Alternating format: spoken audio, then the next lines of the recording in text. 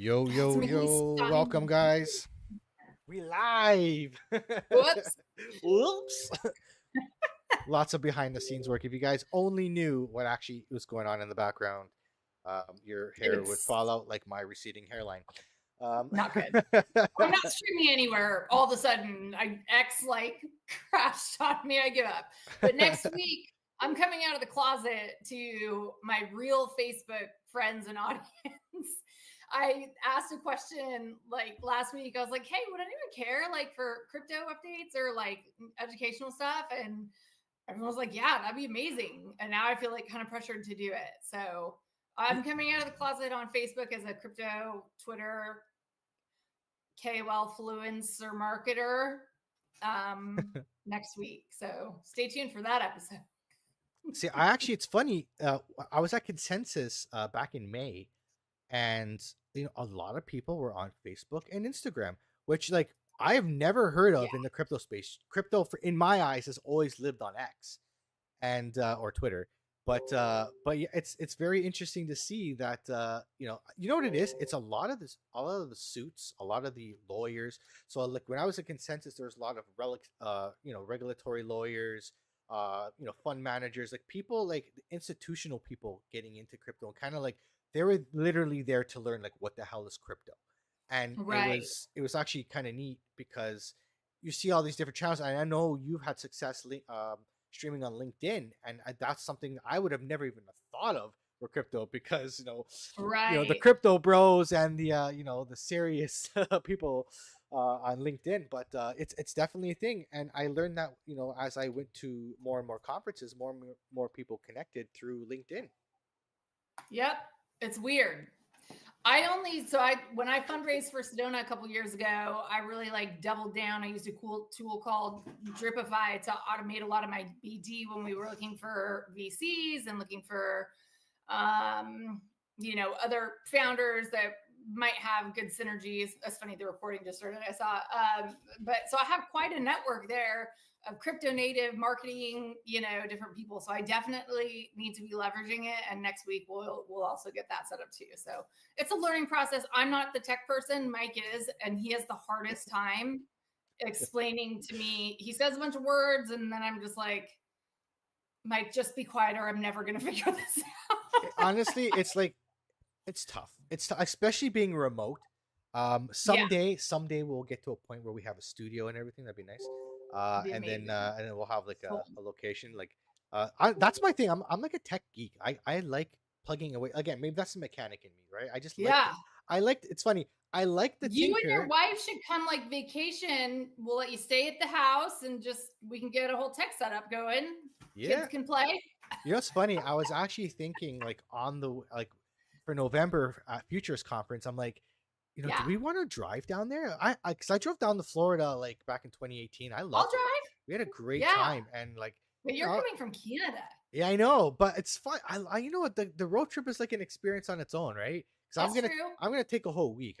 So I was debating on Well, it, so if I'm you thinking want to about it. stop in Georgia and leave your car here, and then I'll drive the last half of the way, you know what I mean?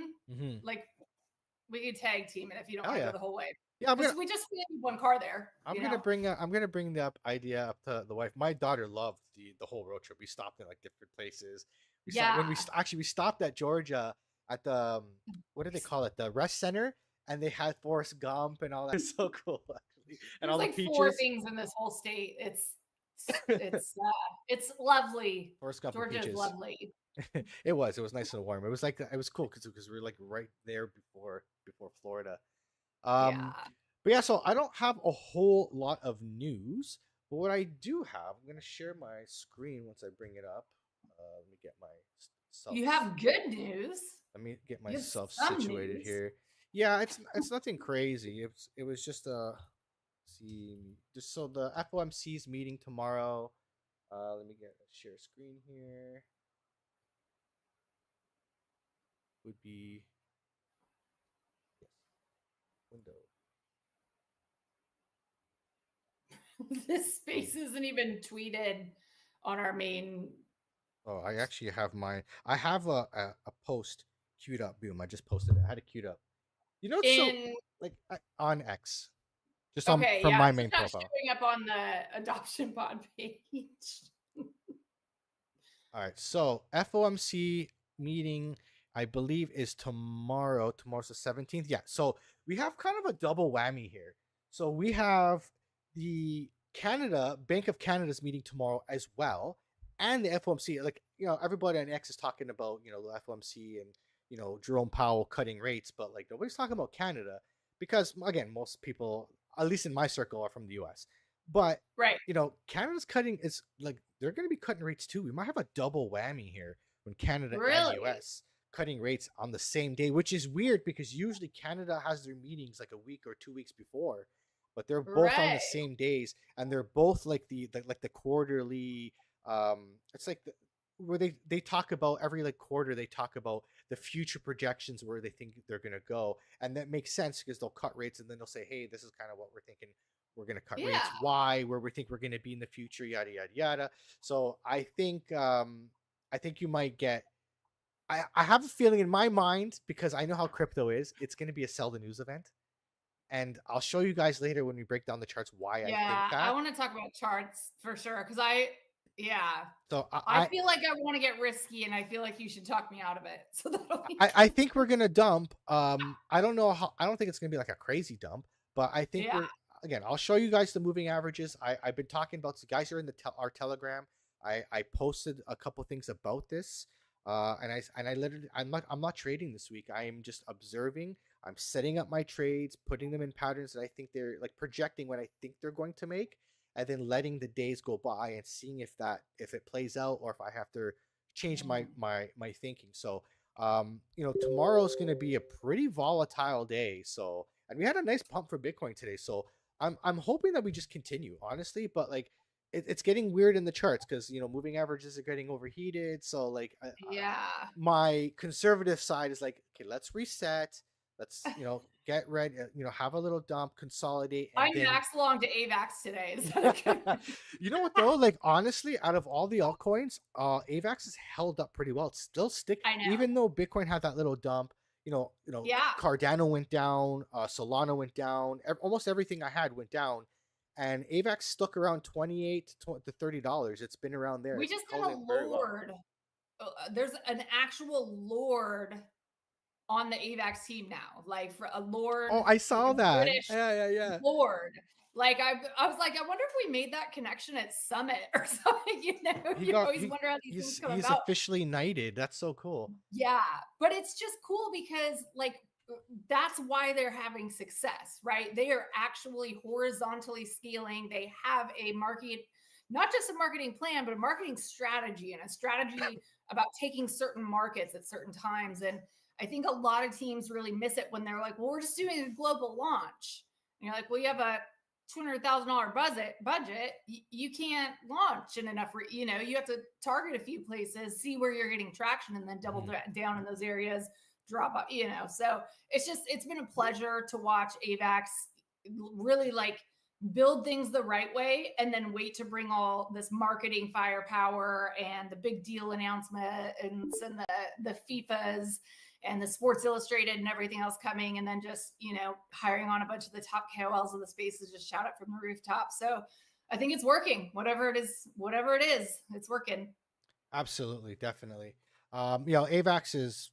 I've been exploring the whole FIFA partnership, and like that's something like I played soccer my whole life, so this is like for me a no brainer. Yeah. So exploring that, I was looking at I was actually doing this at work here, so I was looking at the packs. I was actually very tempted to buy a couple of them. So I actually probably gonna put some money into those because you can actually win. They call it right to buy, so you can have a chance to get a right to buy pass to have a right like your place in line to buy a ticket for the World Cup in 2026. Oh shit. Yeah, so they had packs for Houston, Boston and Wow. Houston. So I'm like, okay, like I don't even care what game I go to, honestly, because you don't get to choose the game, you just get to choose the No. city. But like to go to the World Cup, like when are you gonna do that again in your life, right? Never. I get to go Absolutely. to the Masters every year, but that's just because I'm lucky and live here. Everyone's like, "Oh my god," and I'm like, I don't really care. It's just Masters. So I think we got Maurice here. So Ooh, let's go. Bring him in. let's I get am him in. excited for this one. Hello, Oh hello. boy. Hey, what's up?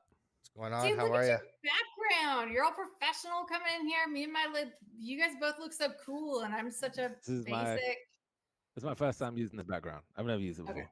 Well, I love it, and if I could also just send me a copy, I'm an ambassador. I would like to have one too. Hey, I got you. I got you. Well, welcome, Maurice. It's awesome to have you on. Just a little context, I guess, for the audience. I recently signed on with Hello Club to be an ambassador for them. But I've known Maurice for several years. We got a chance to meet at Summit London this year, which was amazing. I think our first IRL meeting, or maybe second. We might have met in Miami before. No, London was actually our first time. Okay, that's right. Yeah, I get it's hard to. I've been to Miami once, and it wasn't anything Web3 related.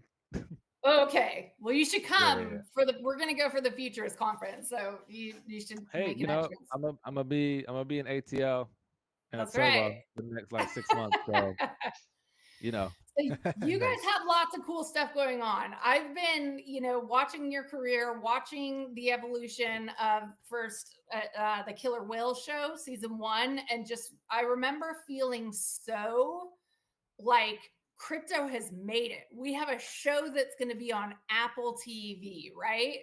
And like it was a pretty big deal. And my friend Michael K took his project on that show, and they've done exceptionally well. They were bought out after coming on that show by MetaMask. So, good marketing funnel for, obviously projects that you're working with too. But tell me a little bit about how, give us the insight, how did Hello Labs and Killer Whales come about? What's your genesis story?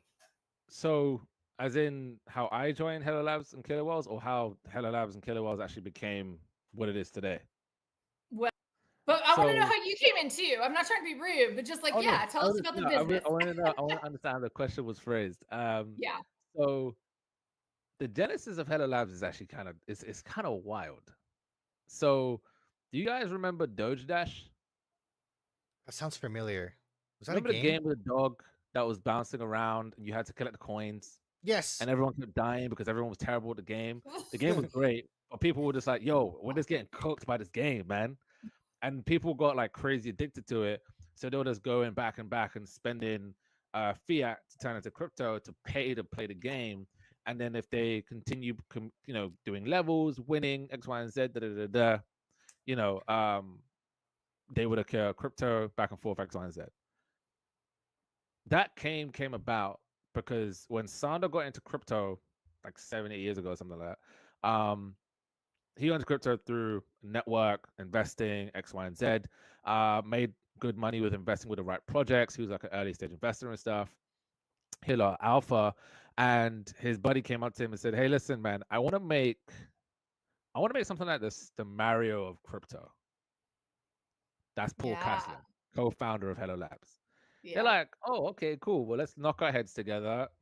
Sander is like a business owner tycoon, right? 2-time exit person, 2-time exit in companies. He's done this once, twice. He's done this many times before, and he's been successful with it. And Paul Caslen is like a tycoon in Hollywood. He's got the Hollywood experience. He's got the ties with all the major brands, all the major streaming platforms. He knows everyone over there. He's got the relationships. And they put their heads together, business, creative, created Doge Dash.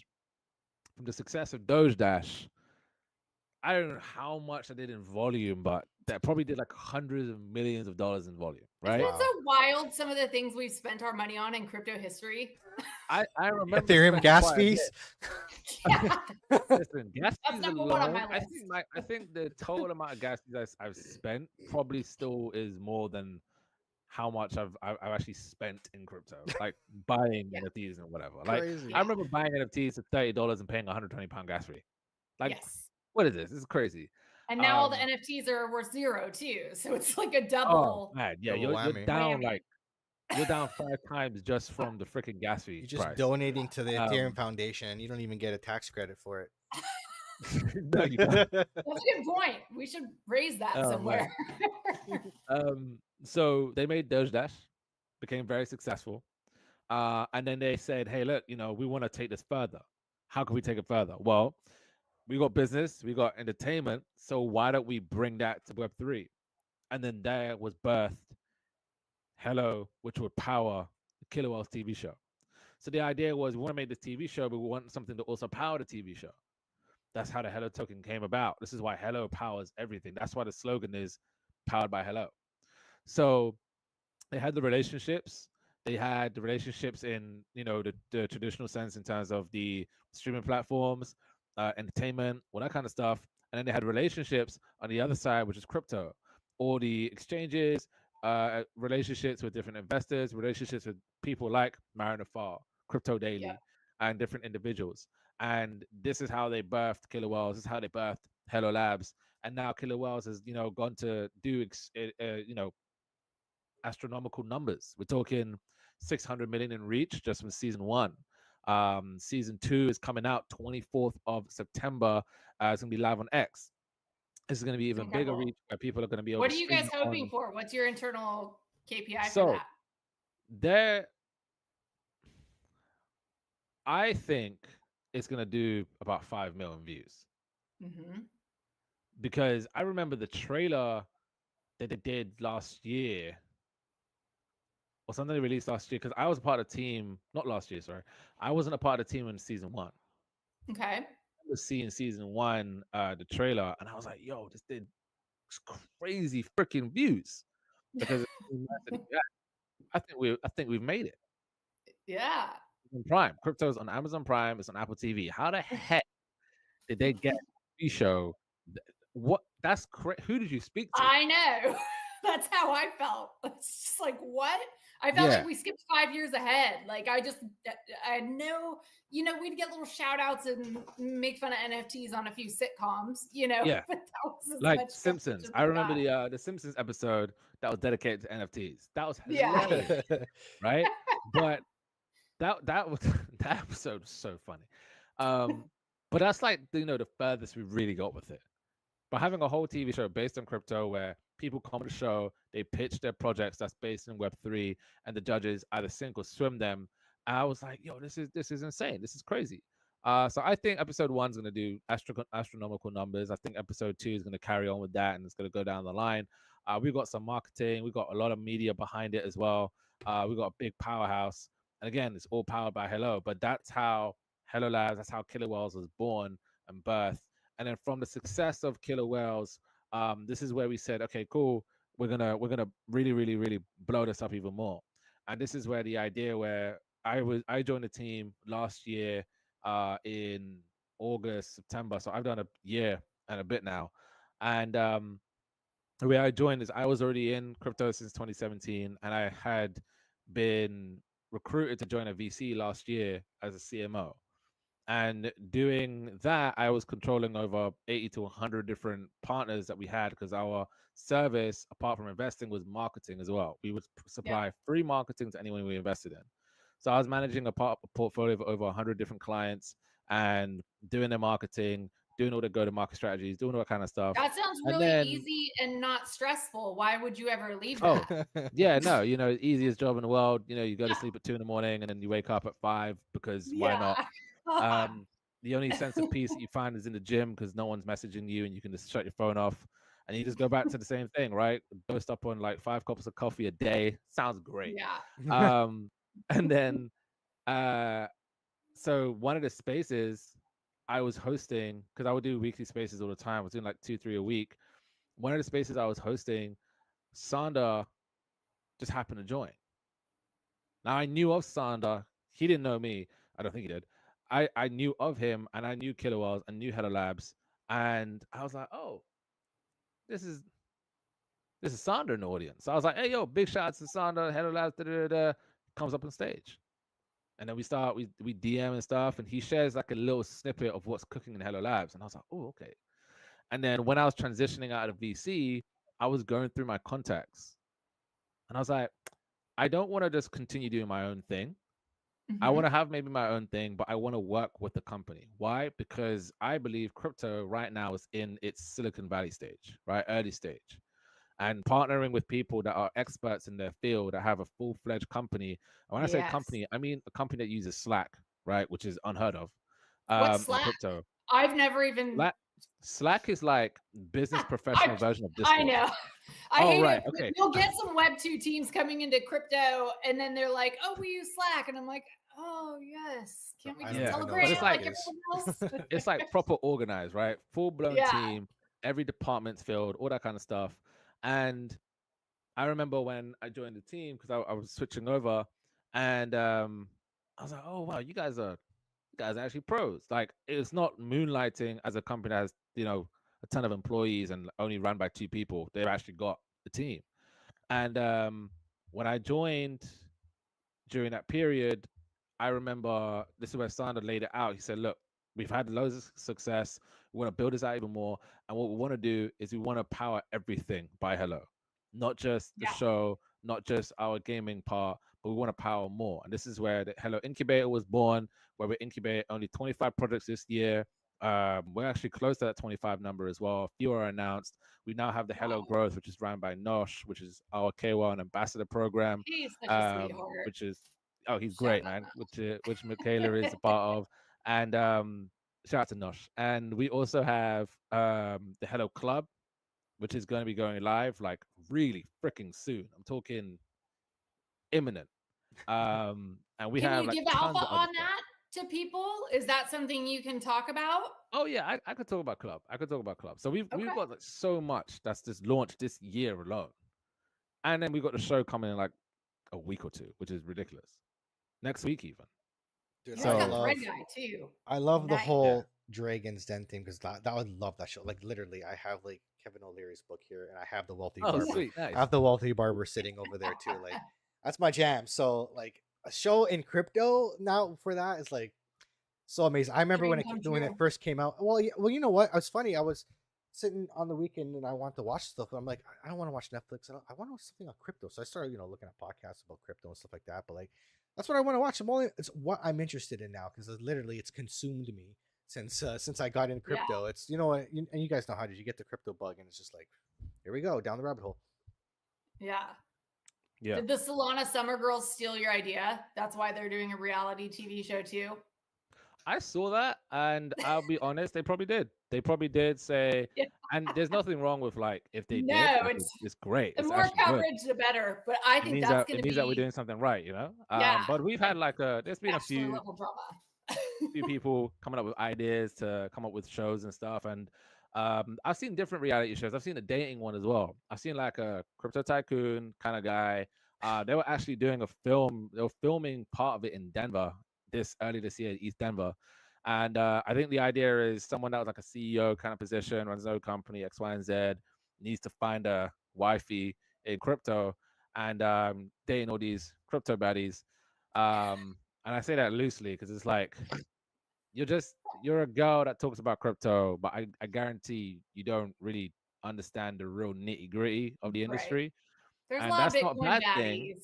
It's not a bad thing, but hey, it's for TV, right? So Yeah. I don't know if that aired properly or where it aired. I have no idea. But I've seen a lot of kind of like spin-off shows that's happened.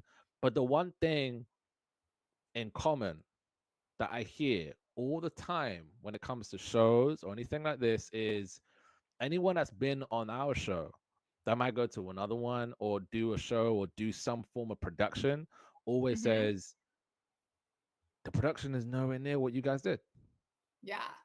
I mean, you Like you look at it and guys, it looks like something just produced out of yeah, Hollywood, right? Like there's no, like, we do our content on Twitter and we're a lot of content creators and it's yeah, obviously not as high quality and shot and it's not supposed to be. It's supposed to feel more authentic and real and hmm whatnot. But that is a production and it's just super impressive. So I want to get back. My ADD takes me a lot of different places, but the Hello Club. How can people get in? I do have a link. I'll post it somewhere if you want to sign up with my yeah. Hello So Club crew. But explain um, it to them. yeah. So the Hello Club, how the Hello Club works is we built a platform where individuals are able to join not just the Hello community, but they're able to be a part of something called a club. And the club is where you are able to be a lot deeper into Hello Labs as an ecosystem, right? So an idea is Hello Club is an exclusive community for Hello holders, right? So hence the word Hello holders, right? This is Mm-hmm. providing insider access to high impact projects, pre-sales, and expert insights. This allows our launchpad, right?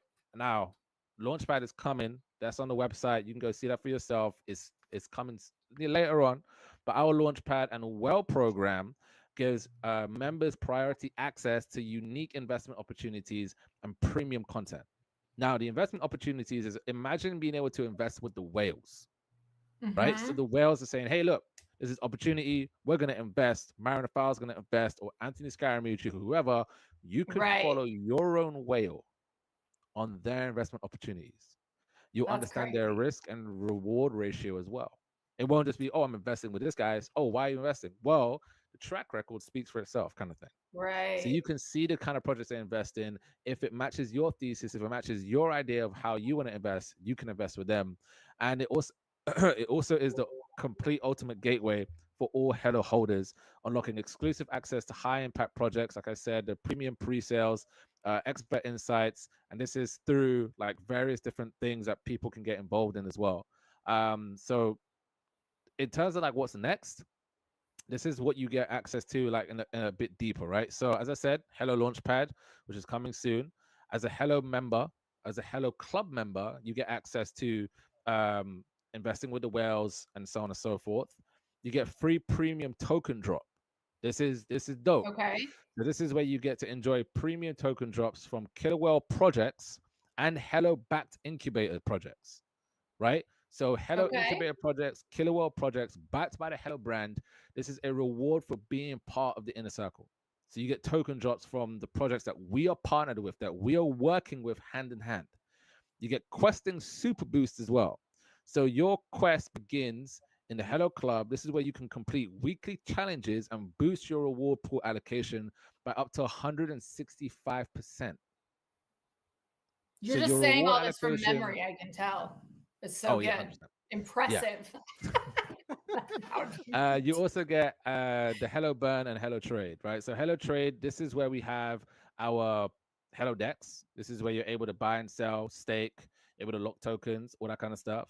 The Mhm. Hello Decks is actually completely, I would say, is new in terms of like it's never been done before in crypto.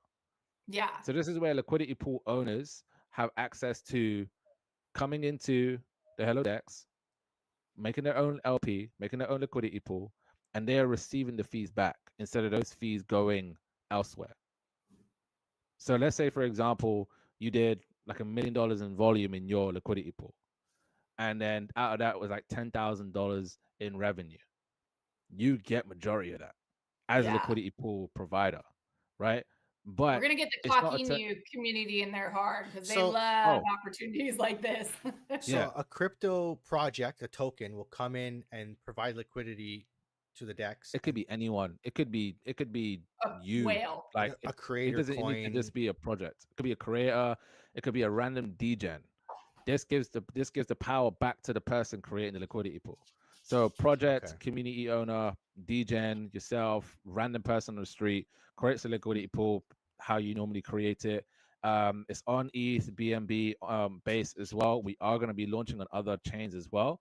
You create a liquidity pool. Let's say it's like 50% of the fees go back to the person that created it. Usually, those fees go back to the DEX. Usually, those Okay. fees go Mhm. back to the centralized exchange. Usually, those fees go back to the entity itself. However, this way, the fees go back to the person that created the liquidity pool.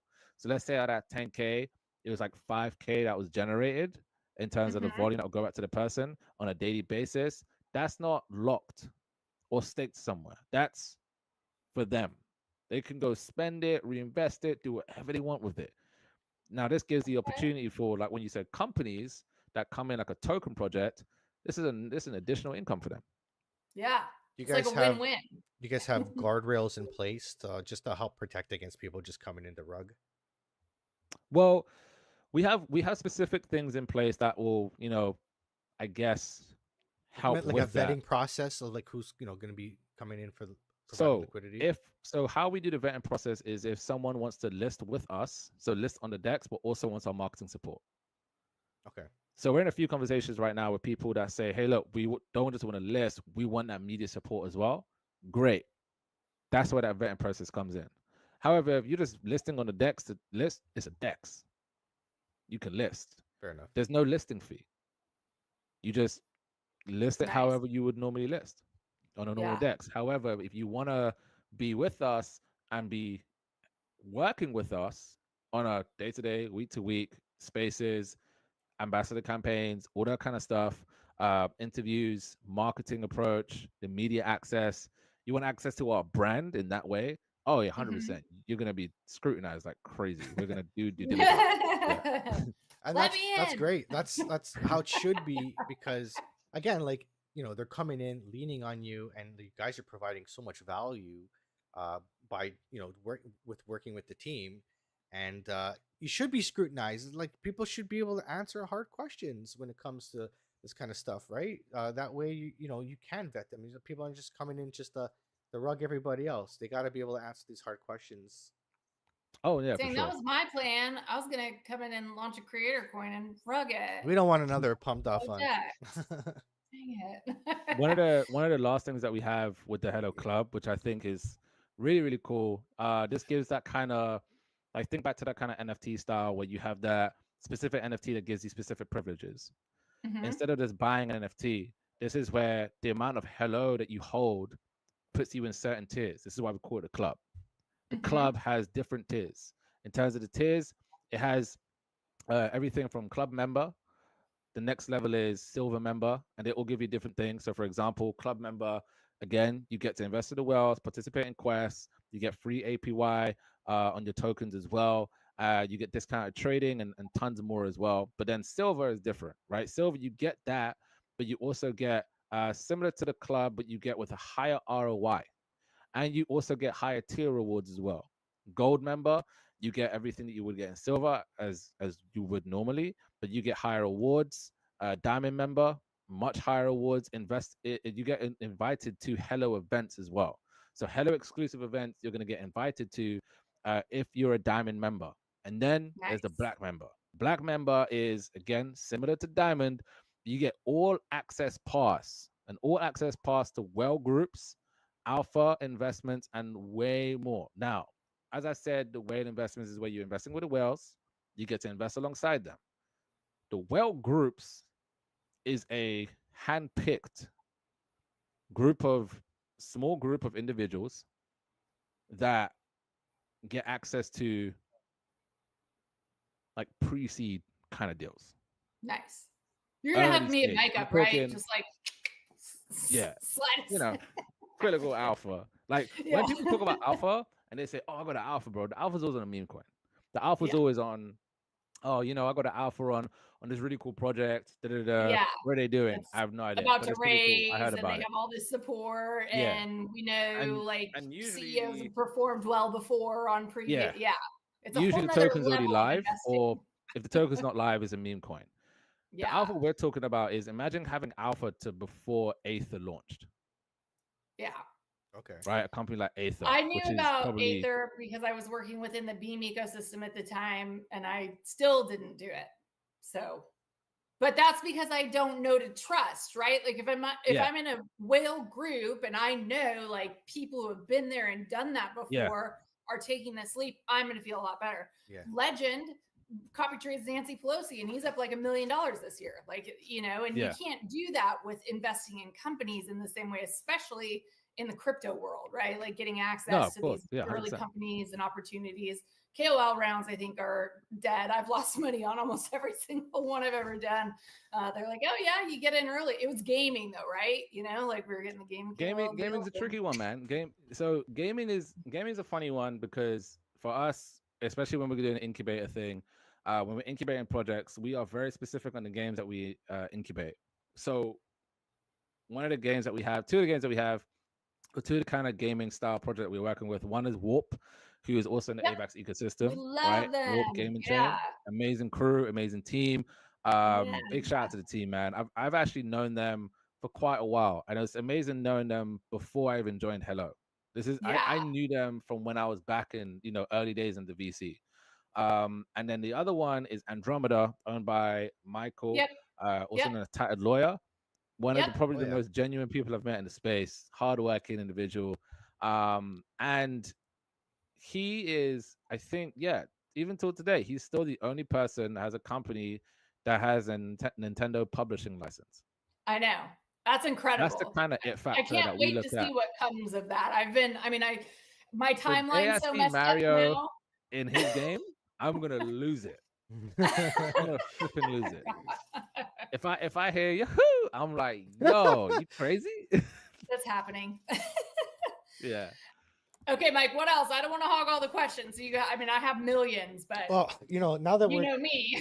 we're talking about gaming, um, I'll be honest. Like a lot of the games in this space are just like that. I was in a space today actually with I think it was a GKOI. I was in a space with them, Mhm. and they flat out one of the people flat out said like Web3 games are just like outdated. Like a lot of the graphics are like from a different generation. Like there's very very few games that are, I guess, up to today's standards for quality. What would you Mm. say? Like, I know the model for Web3 is come along with us for the journey as we're building and play this game, and then you guys are there for the whole process until we build and we have a finished product. But the problem is, I also think people's attention spans nowadays for even Web2 games, like AAA games, people play a game for like 2 months and then they're off to the next thing, or they're just back to Call of Duty Warfare, or you know what I mean? Like, it's really hard for games to make a breakthrough. I can only think of like this year a handful of even PS5 games that really made a name for themselves, like Expedition 33, like stuff like Yeah. that, right? Um, so how I wonder, like, your opinion on when it comes to Web3 games. Do people lose interest like going along for that journey, like halfway through the journey, and it just doesn't work out? Like, should we not just be Yeah. putting out more of a finished product to give to the consumer before it's like, instead of here's this long out building process? Yeah. So the main problem with gaming in general. Now, I can speak from a Web2 point of view as well because I'm a big gamer. I literally finished streaming about an hour ago. Nice. Okay, I was streaming Yeah. GTA, I having a saw you great I play a time. know lot of he's up Mecha Break. late. I've been You playing live in Mecha Break too. London. What time is it right now there? Sick. 2 a.m. or something crazy. Yeah, man. I was like, this is a great time. I was also getting raged as well because one of the missions I was doing was so annoying. But um, here's the thing: I played Battlefield 6, the open beta. Mhm.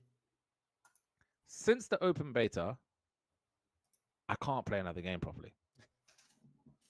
Apart from like GTA, because GTA is like, childhood nostalgia. Yeah, yeah. Been playing that since like freaking San Andreas. Like that's a game I'll always play. I'll always end up going back to for Is the ages to next one play and ever grind coming out. out, or is this a Yeah, big so it's psyop? supposed to be next year, but I guess we'll see. But that's the thing. Everyone's like, is it coming out? Is it not? We don't know. I know. We don't care. Listen, that game, Rockstar has got everyone in a chokehold. Yeah. Yep. The whole Every industry. even people you didn't even know were into GTA, they're into it. Yeah. They're waiting, right? So Rockstar knows that, and Do you the think reason that is, crypto will be in it, or are they going to make fun of crypto in it? I've heard takes on both sides that they're going to I'll be have honest, some. I don't think crypto is gonna be in it. There's gonna be a creator economy, but I don't think Okay. crypto is gonna be in the game because Rockstar hasn't announced it. If Yeah. Rockstar doesn't announce it, it ain't happening. They probably even could have like crypto in the game. It's not on the blockchain, but like your character gets a crypto, and like that's a way to transact. Yeah, We It can could be rob something like each that. other for each other's, kidnap people. One and of the get missions their is to get the seed phrase phrases. from somebody's safe or yeah. something. Yeah. The mission is grab the seed phrase. What is the seed phrase? Yeah. Look for words on Yeah. a page. I mean, there's Words crazy that don't stories make about people sense. getting locked in apartments for days and Yeah, tortured for their seed phrases. This could be some prime but GTA side 7 quest. material. So yeah, this is the thing though. Anything could happen with GTA, right? It's GTA, but Yeah. one of the reasons I think that gaming in general is becoming more and more, like you said, people are playing for 2 months and leaving, playing something else, is because when you look at specific games, like I said, GTA, Battlefield. When I played Battlefield Open 6 Beta, the reason I can't play anything else properly is because that game, that open beta, was absolutely insane. The open beta was raw, guns, warfare, chaos. The entire experience from beginning to end felt like a movie. Yeah. It Wow. literally felt like I was in a movie. It felt like I was in a war movie. Everything that was happening. I look up in the sky. I'm seeing a jet. I'm seeing a helicopter. Bearing in mind, some matches I was going 3 and 50. Like I was getting obliterated. Sounds I'm on like a game me where there on Yeah. are a like good day. 32 v 32, 64 player lobbies. There's so much going on, Yeah. Yeah. I remember Yeah. those but it's days. so much fun. See, I'm but looking at a helicopter. I'm seeing it nosedive. I literally almost got nosedived by a jet. I was like, where did this come from? But then I can't pause because there's a tank 2 seconds away that's about to kill my entire team, right? So there's all this stuff going on, well, they're gonna and get that's what people people liked about PTSD Battlefield. just from the game alone. Yeah, people love that about Battlefield, so they go back to it. They want to play it. There's no competitiveness in Battlefield Mm. either. It's quick play. Yeah. Battlefield is known for just cracking a beer, having a good time, playing Mm. with the boys, going in as a squad, and making a cinematic feeling, right? Dude, Battlefield You have Vietnam. I was GTA. one of the top helicopter drivers in my city. Oh yeah, Yeah, I man. don't believe you. I don't believe I believe him. I've Dude, I seen was some doing clips. loop the loops back under a bridge. I had it going on. I've seen some clips, man. I've seen some crazy clips Oh yeah. of Battlefield. And then when you have Funny. GTA, you have Rockstar. How many games has Rockstar actually released in general? Let's count it. Let's say from um the last like couple of years, like 10 years. You've had GTA 5. GTA 5. You had Red Dead Redemption Oh, yeah. 2. That's about it, All bangers. right? But then you have Call of Duty releases a game every other year. You have and then what was it? It was Treyarch and then another company that was releasing Call of Duty, right?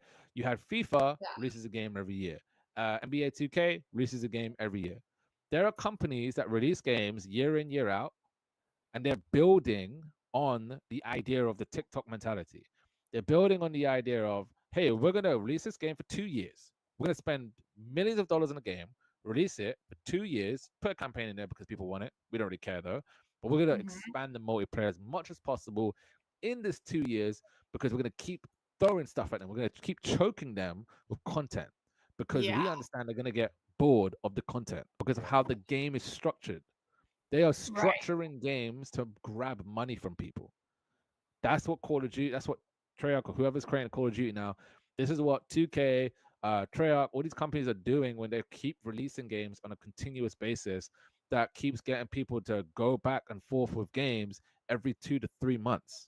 But then you have a company like Rockstar that's like Dr. Dre. How many albums has Dr. Dre released? 2. How many albums has Drake released? God knows who's more Mhm. relevant, Yeah. who's more respected, Right. whose songs are in GTA. I mean, I'm a Dr. Tupac Dre's. fan personally, but So Countless of yeah. countless of Dre songs are in GTA. Right. yeah, Yeah. I There are feel so many songs that he's produced and made absolute bangers of, Yeah. and he's been in the game for a long time, and he's still cooking. He's got his own game mode in GTA.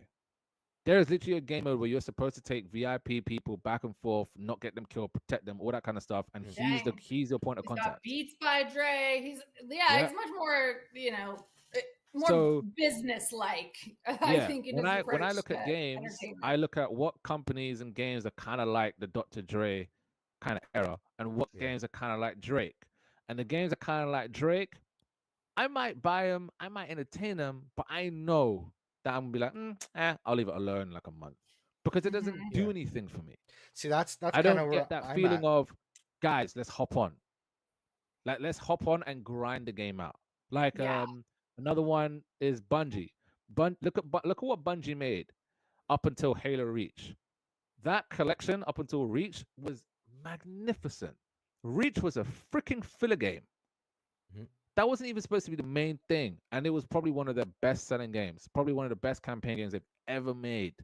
I don't really care about Halo 4 and But 5 see, and stuff. that's what we're missing in Web3. We Cracked the don't bed with that. have games with stories. We don't have like No, we anything don't, like that. because they're all focusing on the same thing. It's the Multiplayer same aspect genres distracting from the over and people. over. But And it's Yeah. I mean, we're still early and Yeah. we don't have the top quality I don't want to I think it's just early, right? Yeah. There's going to be Oh a yeah, few we're still teams we're with still very early. budgets, but I think you guys have some good games on board in the Halo Labs ecosystem and incubator, I have two kind of questions I want to ask. And one, I guess I'm going to go back to the Hello Club because we have a lot of audience members who are listening to the show who are like, there's opportunities everywhere. I can go invest in all these different things, and maybe I pick one thing a week and I put 100 or 200 bucks a week into it from my paycheck. If somebody is in that like kind of entry level, getting their way into crypto, what would their first steps be getting into the ecosystem, and like what kind of benefits? How could they grow? Like,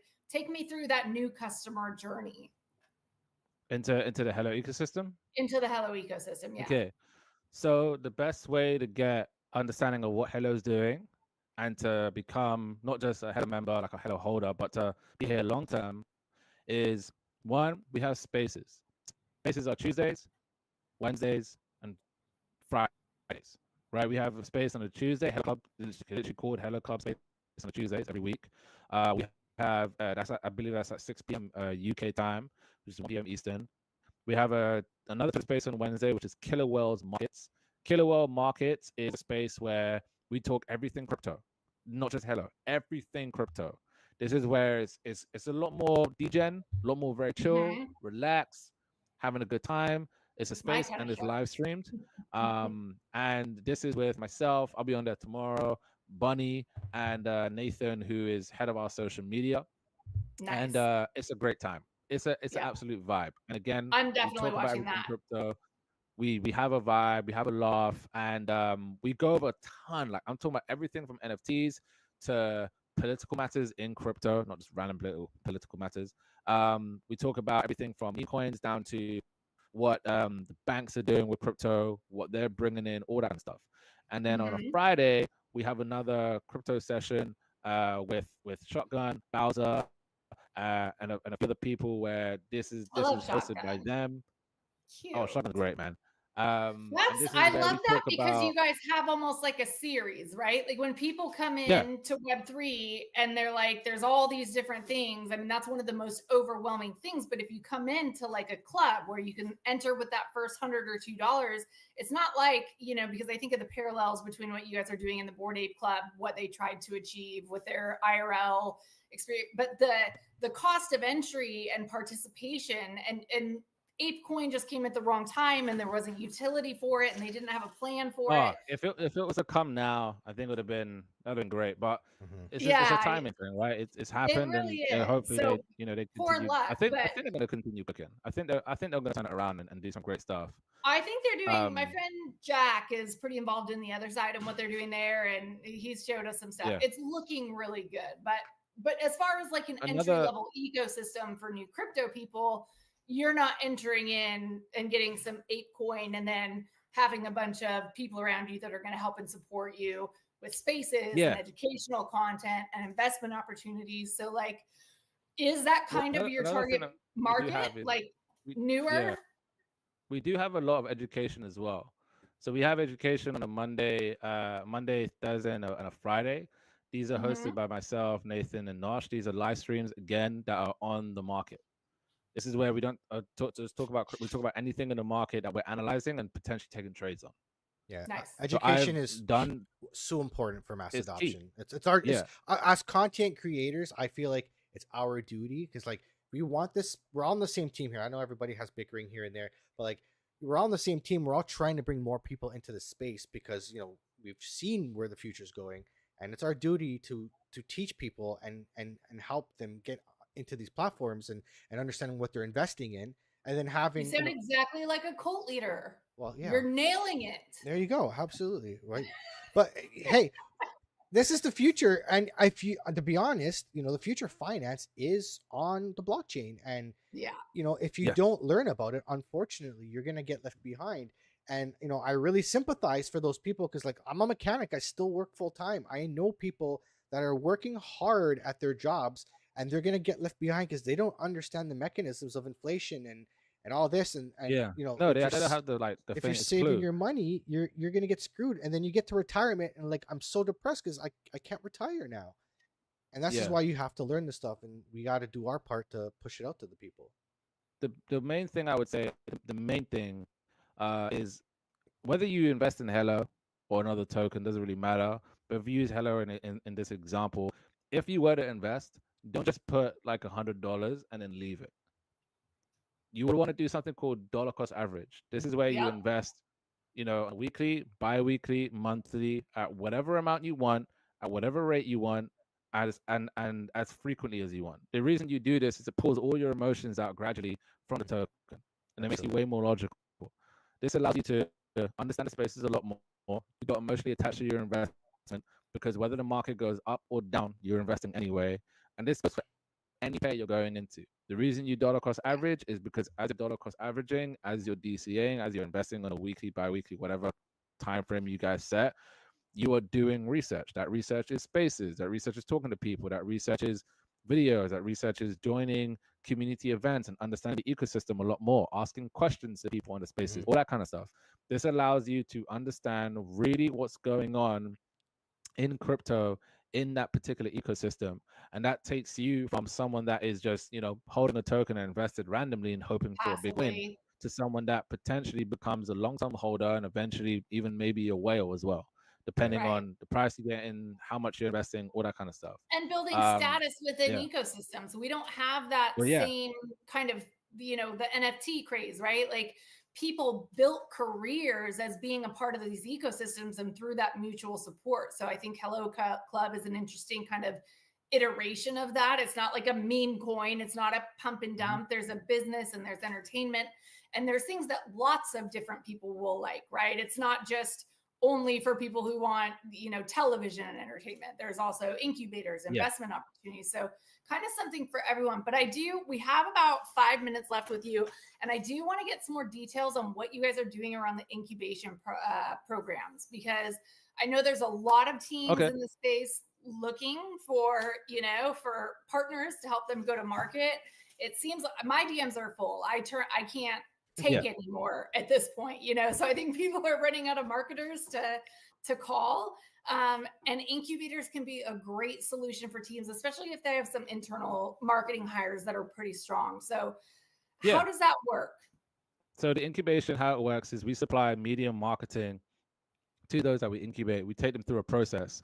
The process of the marketing, it's going to be uh, anything from our spaces, interviews, YouTube content, video content, PR, talking about helping with creating specific tweets, specific marketing campaigns, our KOL ambassador activation. Our entire fortress of the media house is put into the incubator. And that's not charged, there's no monthly fee. It's all based on a specific token deal that will be discussed between both parties. And how we do it is we'll work with the project, not up until launch, but work with the project up until and after launch as well. This is something that we see as a long-term thing because we don't believe in just incubating for like 6 months and then walking away. Right. This is something that we want the project to do the best it can do, because at the end of the day, this falls back on our brand. So when we incubate you, we give you the entire media house that's behind Killer Whales as well. There's also a potential, not certainty, but there's a potential to even be listed for upcoming seasons of the show as well once you're Oh, incubated. wow. Because you have Yeah. access to the team, you have access to us. We're going to see your growth. We're going to see you go live. We're going to see you do all that kind of stuff. Yeah. And the other thing And as it's a well, when we're powerful network of incubating, people to be getting eyes on your project regardless. I mean, yeah. all those whale groups, it's like exposure to potential investors. Hey man, it's Oh, like yeah. that They old get saying, exposure "Show me your to our network, and I'll club. show you your net worth." Yes, they get exposure to the club, they get exposure to the whales, they get exposure to investors, centralized exchanges, our decks, other dexes, all that kind of stuff. They get exposure to an entire network that they would never have had. And on top of that as well, is we're not just focused on one particular area. We're focused on AI, we're focused on infrastructure, DeFi, Bitcoin, L1, L2s, people really doing something to make a change in the space, very maybe even tech heavy as well. And Mhm. also, we're very focused on gaming at the moment. I can't say Interesting. why. Mm. I I want to cannot know say why. why. There will be an I wanted announcement to that know comes why out. before you said I can't say There, why. there will be an Dude, announcement that comes out later on. I ain't gonna say when the announcement's coming out. how much later Just on? something to keep This your is eyes peeled. But I horrible. am on the hunt.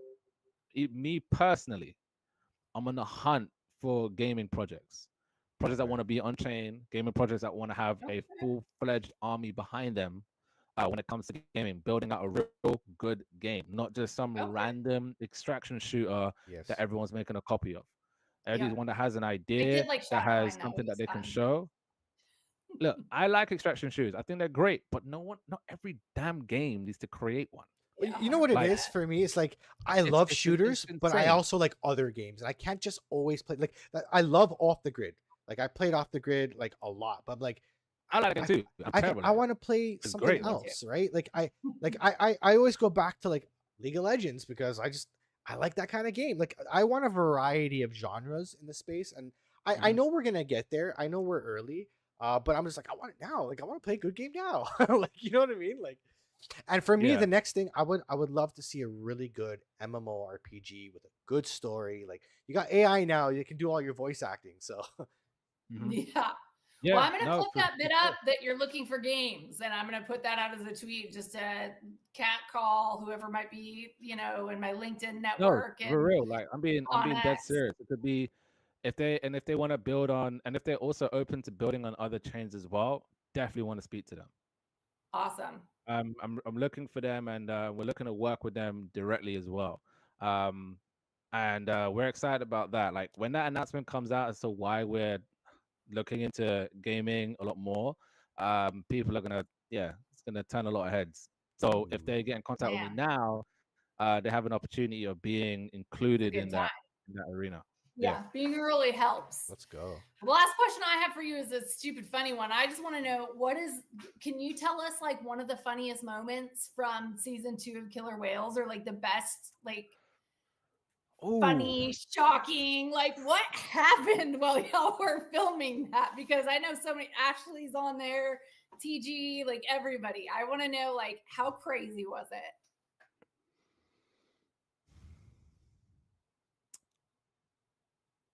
Okay. Okay. I don't remember what she said word for word, but I'm gonna give you an idea. Okay. Gracie, owner of BitGet, Mm-hmm. I'm not even gonna say the project she replied to. You guys will see in the episode. Okay. Project comes on, individual says something along the lines of, I had to catch their attention. What I'm about to say, what I'm about to make you feel, I'm about to propose to you, it's gonna make you feel wet. Those are the words. During the pitch, she says, "Hey, listen. At the beginning of the pitch, he said, you're gonna make me feel wet. Since you've been talking, I've been dry." When I saw that, I said, "There's no." That would be I like was the like, most "Yo," embarrassing moment. and Like, okay, the real kicker is that's a full circle moment. The individual it was said to schooled a judge on another show. no way. Yes. A while back on like another show, he schooled a judge. Our show, he gets schooled by the judge.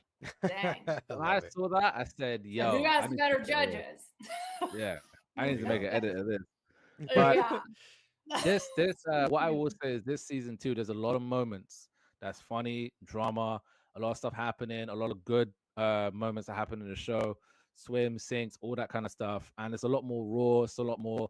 I'll say there's a lot more improvements from season 1. Yeah. That's So it's amazing. gonna And I be think for people who haven't done good. like the crypto conferences and the parties and the networking, like it is a real behind the scenes look of how Yeah. influencers interact and the cattiness. And we're all crazy. We all probably have multiple mental conditions to be crazy enough to do this or whatever. Like this is the industry where you say you don't have to be crazy to work here, but it still helps, even though I sound like I'm Mhm. like 70 when I say that, but like it's true. Like there's some screwballs here, and getting them all together is usually a pretty hilarious good time. So It's I'm great. really looking forward to seeing episode 1 on, I think you said the 24th. It's gonna be a big Yes. one. Mike, you got anything else? Yeah. I- Oh, actually, Go I ahead. got the exact quote. Okay, You yeah, said, yeah, yeah. "Who's ready to get wet?" You said, "Who's ready to get wet?" I've been dry since then. That's Would what have she been said. funnier if she could have thought of a like dry metaphor in the moment, like drier Oh than yeah. the Sahara, or you know. I'll help her next time. I'll Wow. help her do some lines. It's fine. That's great. I only have one last question, and who is your Yeah. favorite character in Mecha Break? I would say it's between I forgot the name already now. It's between the guy with the spear, Oh, pure melee character, oh, okay. big guy. I forgot his name, but he's got this really cool finishing move where he Is slams you into the ground with a is it spear and it like Falcon? drills you. Yes. No, not Falcon. Falcon's the guy that flies. I know how you're talking. You're talking about. I like Eliseness, and Elise, he's like the upgrade of Eliseness, like that more expensive one. I know which one you're talking Yeah. about, and he kicks ass. That's great. And then I would also say the character. I think it's a character you start with in the game. In like the walkthrough, he's got like a shield and an auto kind of rifle kind of gun, and when he gets destroyed, he breaks into another version of himself. Yes, that's Eliseness. That's my favorite And one. That's the Bro, Gundam that Wing. guy, Like that's that you're playing the guy that from guy's Gundam Wing. cold. Yeah, That guy is so sick. Oh my days! that When I game get is so destroyed and streamable. I break into that like the stealthier version, I'm like It's so fuck you up. fast. Like the gameplay is honestly, I can go on for days with this. Like I freaking love this I game. like the game a lot because it's cool. It's like Mike was Pacific like, Rim. I'm turning this into a gaming podcast Yeah. no matter what today. Hello, like, we're wearing the Avalanche I've literally gaming got, jersey. I've got that AVAX t-shirt is in ATL, and I've got another AVAX t-shirt in another room. I literally go. put this on today. I'm like, And they were need more both of these. from Toronto as well, which was dope. Yeah. Oh no, They're the Toronto best. was a vibe. Toronto was a really good vibe. I loved the whole. I got to play off the grid with a lot of good creators there. Sam popped by. It was actually like really super cool. That gaming room that AVAX did, Mhm. I've never seen a gaming room like that in any crypto event. That's Are you what we talking about- need. We need In Toronto, esports. that was Really? no. I didn't. So I you- didn't even you- see pictures of it. You see the gaming room that happened in AVAX Summit. Yeah. The gaming room in Toronto was nuts. Like I walked in and it's just screen. Like the whole Yeah. place is just screens and Wow. PCs. You have like a and stage there's with like like consoles two in another teams. area, like PlayStation, Xboxes. Yeah. I think there was like a Nintendo Switch or something. But there was when I say the setup was like a competition setup Yeah. Yeah. with like a big screen as well.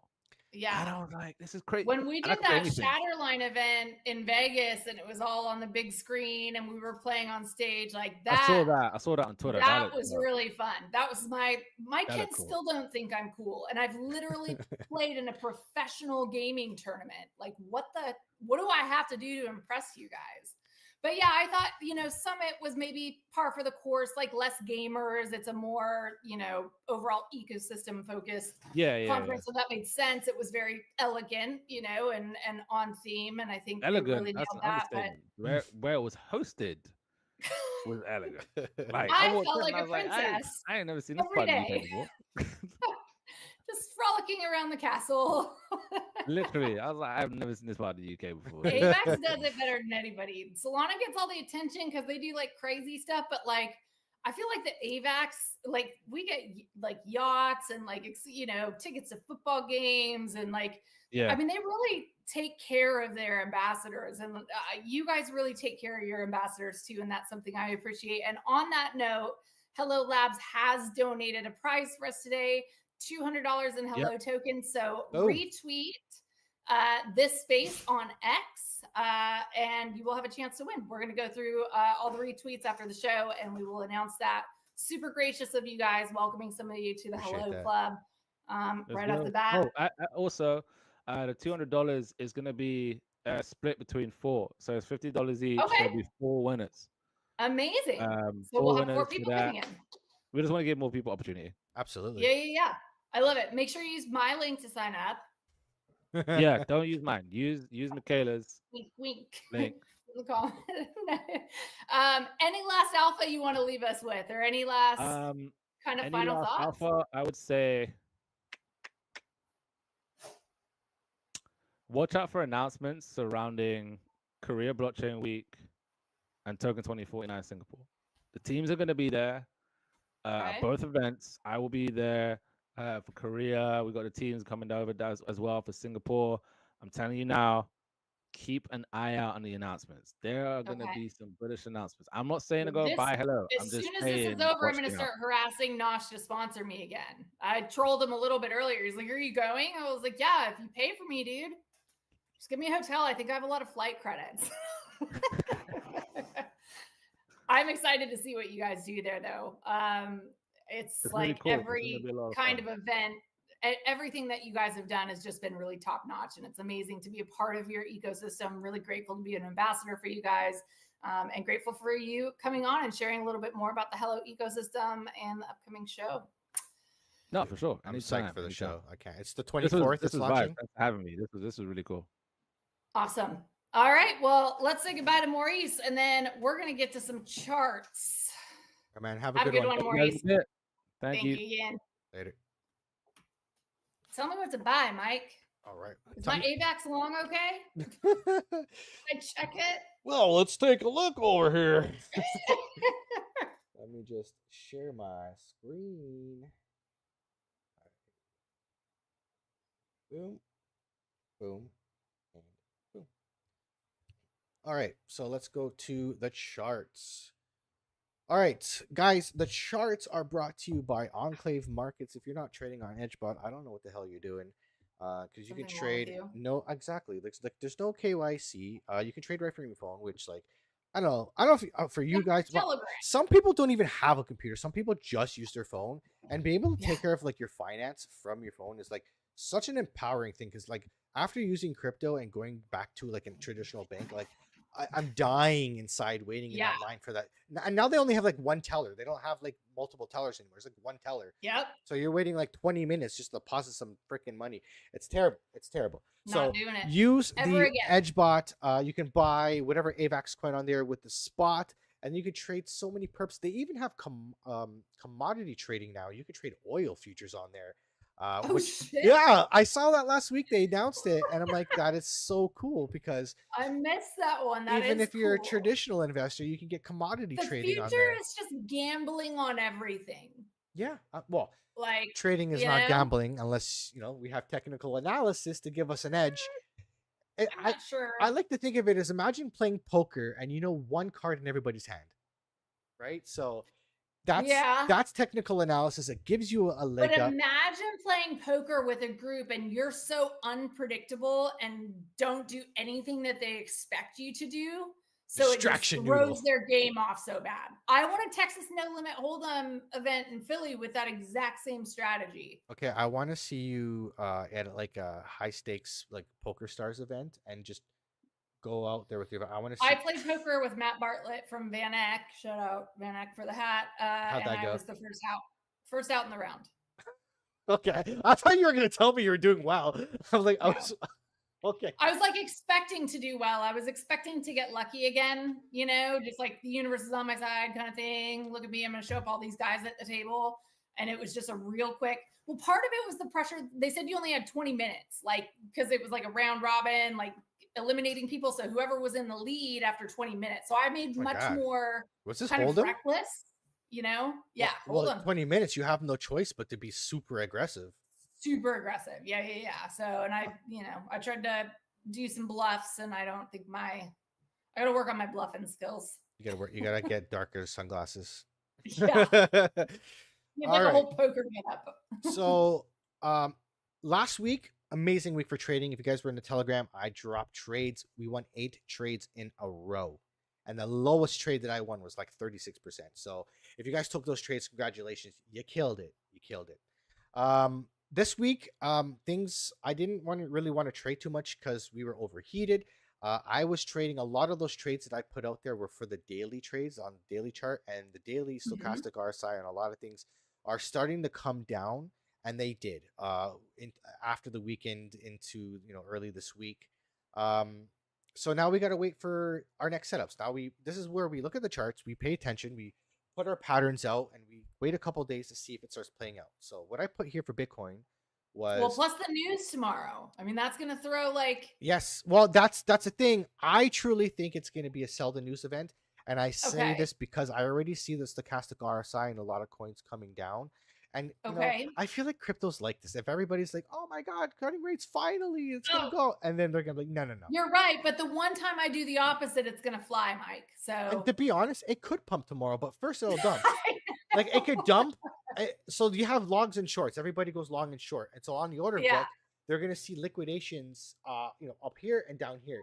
And the market makers will be like, well, we're gonna go get all the shorts, liquidate all the shorts, and then we're gonna They do or that the to me every longs, and time. then we'll They go must have up. me on a list. Every single time I go long on Ethereum, they're like, F that girl. That's why you just gotta play support and resistance. And you know what? The market makers know that traders do this, so they'll Yeah. look for that support and resistance and get to it just to Aren't get your they stop supposed to loss. be a helpful entity? Absolutely not. They're an entity to make as much money as humanly possible. I know. Like, who the. That's why I love crypto is making people market makers and liquidity providers. And like, we shouldn't just let people, they have access to all the information. They can see all the trades we're making. They can Yeah. dump the price and just liquid, that's like people who think crypto is a scam. Like, what are you like? everything's stock market. everything's a scam. Like you're not playing a game that's on your side. You have to learn. You have No. to educate yourself in the game and be able to Yeah. play it. Like, and most people will complain And about take I don't. emotion out of it. Yeah, Really importantly, because absolutely. There's the way I look at it. A lot of people. There's people that will complain about the system, and because they don't like it, and or there's people that Mhm. say, well, that's the system. Let me learn how to operate within it. yeah. So I told you guys last week, your big things to look at are Bitcoin dominance and Tether dominance. Okay. Mhm. So again, I said all coins look great while Bitcoin is dumping. Bitcoin dominance is dumping. It did dump out of my rising wedge here. I did again. I Mhm. got halfway to my target in the kind of reverse course. So we got to see, Yep. do we make just a lower high and then continue on our way down, or is this Rain the day reverse down. of the trend? And I said we may have a rotation where Bitcoin dominance will bottom, and we'll have a rotation Mhm. back into Bitcoin. All coins will take a a break for a minute while Breather. Bitcoin has its last rotation of money towards the cycle top. I Because remember that. and we know altcoin season through every other bear market is after the cycle top of Bitcoin. You have altcoin season, whether it's a month, a couple weeks, whatever. That's when things may go Right. crazy. So mind you, if Bitcoin goes up and starts to go parabolic to all new all-time highs, it will drag altcoins up with it, but the relative percentage won't be as high Right. as Will come after. what you just saw last week. You saw altcoins ripping and Bitcoin relatively sideways for the most part, right? So I'm watching Bitcoin dominance here. I do see the stochastic RSI still got room to go to the upside, so we can continue up here, and we gotta just watch if this is reverses the trend. So if we get past right here 58.89%, I'm probably gonna say we've reversed course and we're gonna make something else Okay. and maybe start an uptrend. So you're gonna have to wait for Bitcoin dominance to do something like this, like it's gonna make a new trend. So Yep. that's what you would be watching for. Tether dominance, again, we're still down. It broke out of my falling wedge. We kind of went up a little bit. I think we're just on here. I think we're just making a bear flag. I think we're just going to do something like this, Okay. and then continue on the way down. So this will bring you basically down to my target. It'll bring you the rest of the way down to my initial target here in the white lines. So I still see Tether dominance going down. So that's good for Bitcoin. That's good. Bitcoin going Mhm. up, Tether dominance going down. That's what we want to see if Bitcoin's going to go up. Okay. So everything's primed for Bitcoin to go up. The only thing I'm a little worried about for Bitcoin is this stochastic RSI being as high as it is. So I Right. have it in a cup and handle. It looks like we pumped up today and we're coming down again. So I kind of feel like we're going to come back in this channel. This is where I think the FOMC meetings, like the rate cuts, play into it. Sell the news events. Mhm. We get back to maybe not the bottom of the channel, maybe the middle, but we're going to come down. We're going to come back down in this pattern, and we're going to oscillate in this pattern until we initially break out. I do have a target of 121, 122 for this cup and handle. Essentially, with the cup, you would just take it from the top of the cup to the bottom of the cup, and you just put it over here. Mhm. So and that would make sense to me because that would give it time for the stochastic RSI to reset and the Cool off a RSI to little come bit. down, maybe come back down to the neutral line and bounce off again. But again, overall bullish. This may take a week or so, so you might have the rest of September kind of be like not the greatest. We're accumulating down here, but this is accumulation. Mhm. Accumulation is good. You can almost look at this like a falling wedge. Mhm. So I still believe we come down a little bit. Again, not crazy. Like we retest 112, 113. It doesn't even have to go down that far. Like it's whenever we want to accumulate. But we did, like I said, we came back to the 21 and we bounced off it, right? So this Yeah. this could stay up here longer. The stochastic RSI, if you see here back in July, we stayed up here. We went down, we came back up, we went down a little bit, we went back up. It stayed up there for a while. So, but what you got to watch is the RSI. So stochastic RSI is more Yeah. sensitive. The RSI was coming up the entire time. So we still have room What's to. the difference between those two? Can you explain that for me? The stochastic RSI just uses two different indicators. It's a little bit more sensitive to price action. So Okay. it goes up a lot faster. I like to put more weight on the RSI, which is just the relative strength index. Okay. I just use That's good both to of know. I use RSI or stochastic more so like just catching the wave of momentum, right? Right. When we're kind of curling up and everything, you just catch the wave of momentum. So if you're in a trade and you get in around the bottom, you catch that wave Yeah. of momentum and You know. it starts to Yeah. curl down. You might want to start looking at taking profits, but you got to use both. You can't just use one or the other. You have to look at both. So like Mhm. I'll say like for example, I'm seeing the stochastic RSI curling down. I'm like, okay, is it time to get out? But then we had a pump today, and but RSI is still, we're just above the neutral line, so we're looking pretty good here. So until they both start to go down, then I'll start to think, okay, maybe we're in for more of a dump. I just see consolidation, and that's what I'm saying. We're like, Yep. and if you look at the VRVP with the volume, there's a little bit of a gap here, so we're probably just going to come down to this gap, which kind of lines up with the bottom of my channel, right back here, which could line up with 112, 111, right around there. So that makes sense to me. I'm building a mental model of where I think it Mhm. could go, and I'm using the indicators to kind of either agree or disagree with my personal thesis. I think it's going Right. to do this, and it makes sense because I see the RSI doing this and stochastic doing this and the VRVP gap. So it just secures my thought that I'm like, am I correct in this when I try to question Yeah. myself, Like right? multiple touch points. It makes me think of like when I used to, and before I would buy an NFT collection, I would check the Twitter, the Yeah, Discord, like you have your smell check or whatever. And if it passes enough checkpoints, it's a go. And it sounds like you use yeah. kind of a You got to similar, have multiple confluences to to make yeah, sure yeah, yeah. you're right. You can't just use one data point. So again, Bitcoin looks like it's might be gearing up for the start of the next leg. And again, we're Q4 starts October 1st. Like we got what, 2 weeks of September left, and then you're in That October. blows my So mind. like I'm so excited. it's gonna get to a point where like every month is green. And if you guys look, I'll show you this. It was a BTC returns chart. Let me see if I can find it. So historical. So if you look on CoinGlass, you can see like the returns for Bitcoin and everything. Yeah. So September, historically, I was actually looking at this at work today.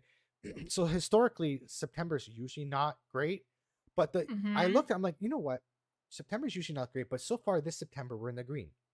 So let Yeah. me look at other Septembers that were green, and then other Septembers that are green, they were green the rest of the year. You look at Yeah. 2016.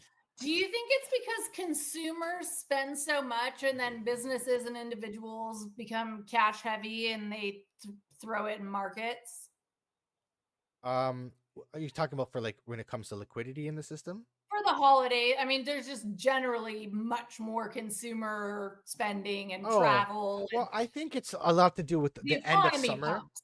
Like I think it's a lot to do like the end of summer, right? People come back. August is kind of usually flat. People on vacation. They come back in September, back to school for the kids, getting back into the regular routine, and then We like go to school August 3rd, dude. yeah, but we go back like beginning of September, right, in Canada. So, Yeah.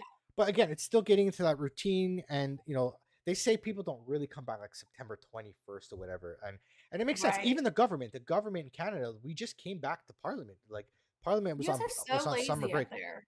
right? So like there's usually a summer break even in in the house for the Yeah. US. So it takes a while to kind of get back in the swing of things, right? So it makes There's sense. no days off in crypto. There should be no days off in politics. If we have to work as hard as we do for our Absolutely. own bags, they should be working for the people's bags. And that's why they're like, soon you're gonna have stocks trading 24 hours a day, just like crypto. Like we're getting to that point where it's gonna be Yeah. that way. VDEX, I'm super excited. Like that's one of their products that's coming, is the ability to leverage trade stocks and also some prediction markets. So we have them coming on next week. It's so weird that it doesn't. I feel like, when it's crazy that we don't have this by now, but I guess it took crypto to force that to happen. Yeah, and probably people were scared, right? Like regulation, like no clarity. You're absolutely right. It's so much easier to decide to launch a token today under this administration than it was under the previous administration. And I always think back to Sedona. When we were raising, everybody pushed us to do a token. Yeah. And we didn't want to messy it up for a potential acquisition by a Web2 company. The token makes it much more complex, but we just didn't want to get shut down or sued or and so we erred on the side of caution. You don't know what you're going to do that's going to be negative or get scrutinized for. I won't do well in jail for like white collar crime. I mean, I guess maybe the prisons are a little nicer, but like, oh man, if Caroline can do it, you can do it. I don't know, man. She looks pretty tough. She's squirrely. She looks crazy too. She has like the crazy eyes. Honestly, definitely, yeah. That's 100%. Okay, what do we got next? Okay, back on the rails. I don't know. All right, let's take a look at ETH, and we're gonna go through some altcoins, and you're gonna start to see that they kind of start to look similar, right? Okay. So I had it in a little flag here. We did break out to the upside. We came back to the 21. So where we go, again, I'm more leading to down because the stochastic RSI on the daily. Mind you, it has come down quite a bit. So we're below the neutral line. So we could. What chart is this? The hourly, daily? Daily. Okay. I'm not really going to be trading the smaller time frames right now. Okay. Because what I want to try to do, and this is what I did with those trades that we did very well on. I was trading like the week before that. I was getting chopped out of trades just because there's so much market chop. So I moved to the daily, and I had been a lot more successful. Mind you, it takes a lot longer for these trades to set up because you got to wait like a week or so for this. That's really boring.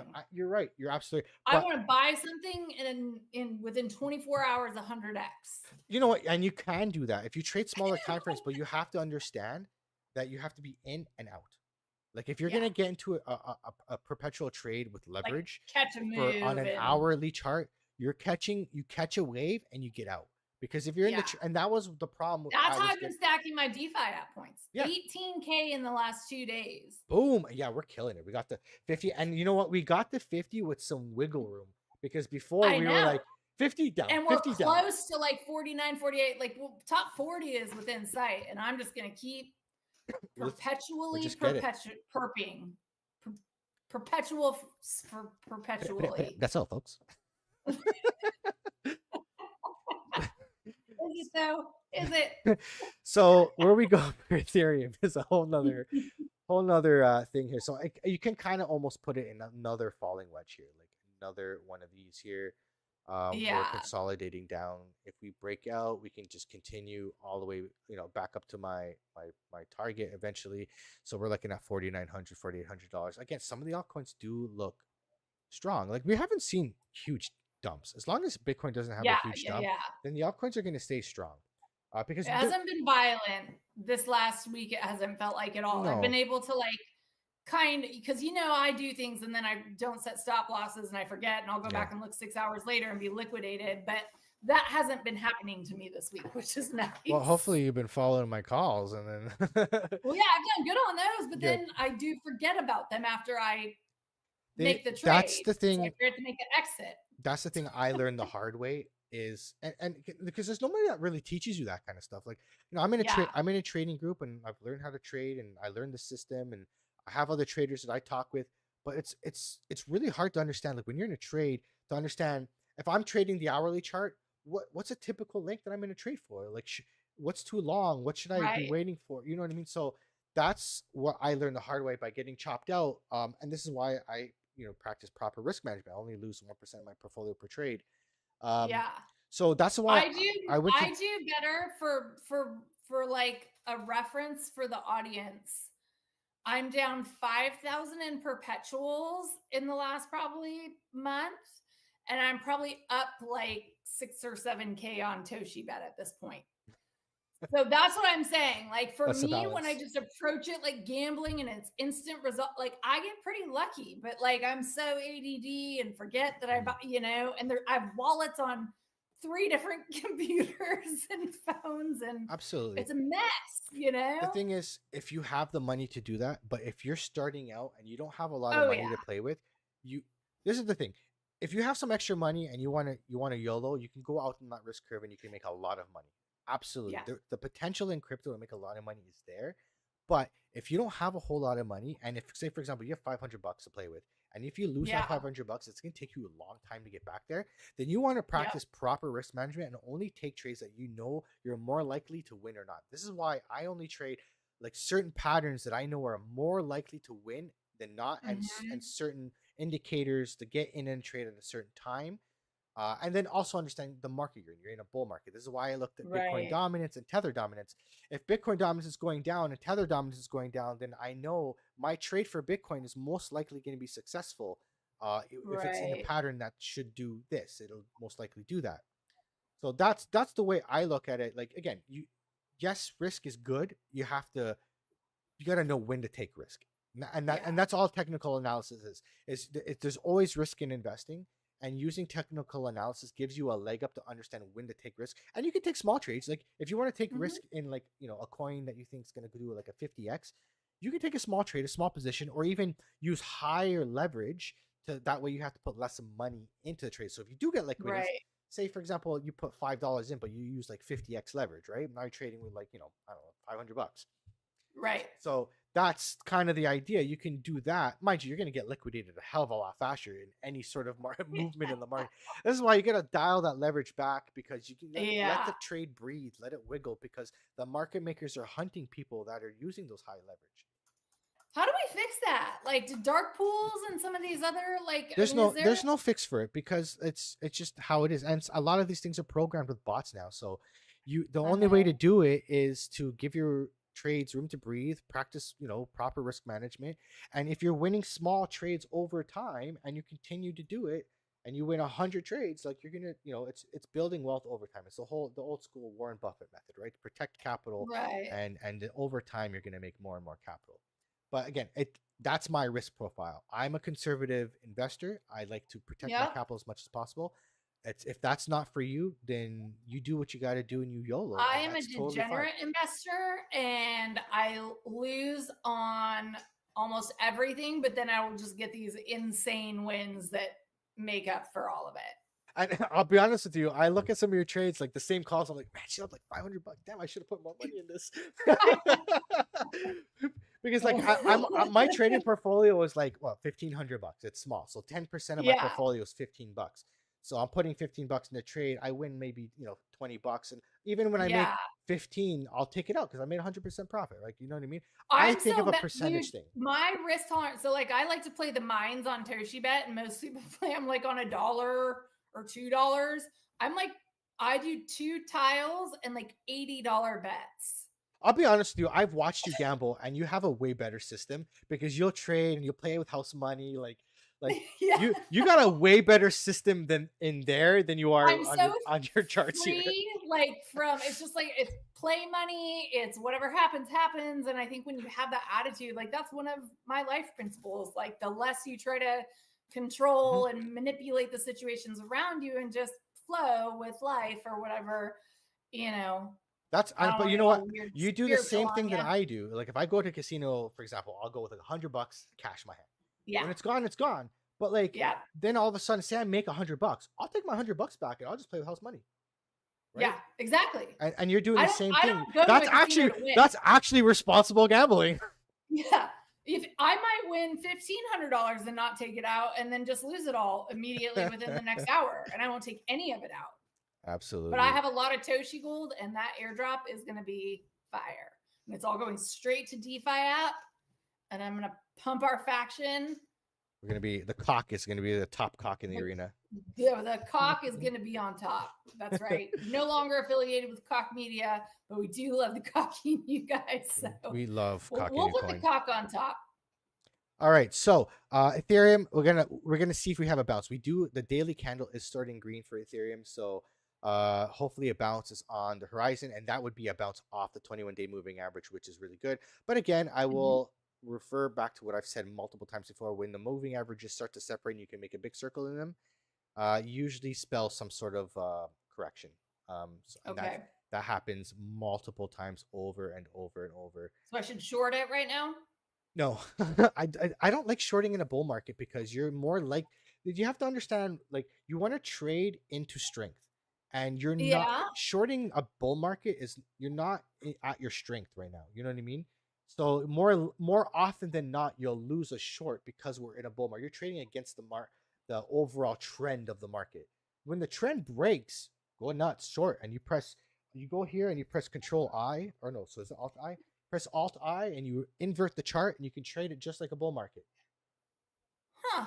Yeah, so you can if you are bullish biased, you will look at this. I'll say because I'm good at trading certain bullish patterns, so I'll press Alt I and I can trade it the same exact way. That's really weird. Yeah, so when you're in a bear market, you flip the chart upside down. You need to make a little explainer video, just like an explainer video of that, like little clips like that, little digestible. You know what? Actually, wisdom. I was actually thinking about that. I'm gonna start making little clips. Sponsored by Enclave Markets clips, and it's like it's just trading education, just little tips, tricks, whatever, and 30 seconds to a minute. Gonna start doing stuff like that. Yeah, do minute or less for Twitter, but the other way, well, even TikTok. But yeah, just like I think that we're overwhelmed by information here, right? Even listening to a podcast, audiences are such a wide range of educational levels. Yeah. We have everybody from experts who have been here since the very beginning working on Silk Road, and then we have people who showed up yesterday. And so when we're just talking, even you, like I don't do a lot of charting stuff, and you'll say things just like, and I'm like, oh, I don't, so it's hard to follow along. So I think just breaking those, like explaining what the difference between Scholastic and RSI is, right? This is why you got to be in the Telegram because you have direct access to me. This is why you got to tune in every Tuesday because I go through this, and I also stream on Wednesdays, and I do this again on Wednesdays. Yeah. So tune in, and I will at 9, right? Yes, at 9 o'clock. We just need to be active in chat. If you guys have things you want to ask in chat, just I got the chat beside me. I will answer whatever questions you have. If there's something that stumps you, my whole goal is to help educate and lift people up. I'm a mechanic that is like doing technical analysis. A grease monkey is not supposed to know this stuff. And if I can do it, you can do it. You're saying really nice things, and I just typed "Yo, mama" in the comments. Yo, mama. Like it just makes me feel like garbage. I'm like, Mike's so altruistic right now, and I'm like, "Yo, mama." Dude, I can flip a switch and like be fully wacky, but I digress here. I know. Okay, we're gonna get through the charts someday. All right, so. Cardano was really strong over the weekend. One of my biggest holdings, so that felt really freaking nice. It's my first time hearing about it. Right? What's a Cardano? Cup and handle broke out. Falling wedge broke out. Look, hopefully we kind of bounce. We lost the 21 here, but we're above it now, so maybe we bounce off here. Again, altcoins could bounce. Bitcoin could continue going up and bring altcoins with it. But again, relative strength, you're gonna have altcoins lag. In comparison to Bitcoin, which is totally fine. And then they'll run later. So like positioning yourself early for altcoins is still maybe, a lot of people try to time the top of Bitcoin and then move it into altcoins. No one's going to time the top. No one's going to time the bottom. But what you can do is time the momentum. And this is where we go with our indicators here, right? Yeah. So I see a lot of these altcoins have time your momentum. Absolutely. I think of it like surfing. Like the wave starts, you're paddling your surfboard, and then you catch the wave, and then you ride the wave, right? And this is what you're looking at in a chart, right? You're looking the flow up and down of the movements of the market. You don't just become a community member and stay in it forever till it goes to zero. Because I thought that's what we did here in crypto. That is called exit liquidity. That's right. All Been there, right. done that a few times. Oh my goodness, me too. It's so funny Sorry, that it's getting late, and I'm just so squirrely now. Like I have the attention span of Ooh, piece of my candy. 5-year-old. Ooh, piece of candy. Okay, so what are So we doing with Cardano? What's the play? Cardano, look, I'm thinking maybe a bounce here and continuing to the upside. We could bounce, go sideways for a little, but inevitably we're going up to $1.10. That's where I still have this going. The Okay. stochastic RSI coming down. We're almost like we're a good chunk of the way down. So like we're just gearing up. Mhm. We're just gearing up for the next move. So Bitcoin's going to do its thing. We're gearing up for the next move, and you're starting to see this across multiple altcoins. So let's go to I don't know. Let's pick a Chainlink. Chainlink was another one. We broke Yep. out. We had a nice thing. We kind of reverted over. So now we gotta again. We're coming down. Reset. The MACD. You're starting to see it go from green to red. So we're gonna probably do another one of these. We don't know how deep it's gonna go. So do we come back and retest this again? So we just look at support and resistance lines. And if we're going to dump, we're probably going to come down a bit. And this is where we start to Yeah. pull what's called the Fibonacci. You can try to predict where you think things are going to bounce based on the Fibonacci. So what you usually do is you go Alt F on the chart and you go from the impulse. The impulse is where the move starts. Okay. And then you drag it all the way up to the top of the wick. Oh. So there's certain levels on the Fibonacci. It's really just like a math equation where things could bounce. Yeah. So actually, no, the impulse of this one probably would have been here because that's where this move started. So we're looking at on the daily, the move would have started here and we pumped up and came up to the top. So we're looking at right here, we could be bouncing off the 786, which is a very common good place to bounce off of. Okay. So this could be the start of the recovery. We come here, we bounce up, and we kind of make a a higher low because this is a lower. Now we'll make a higher low here, and then the next step This would is like be super advanced trading tips.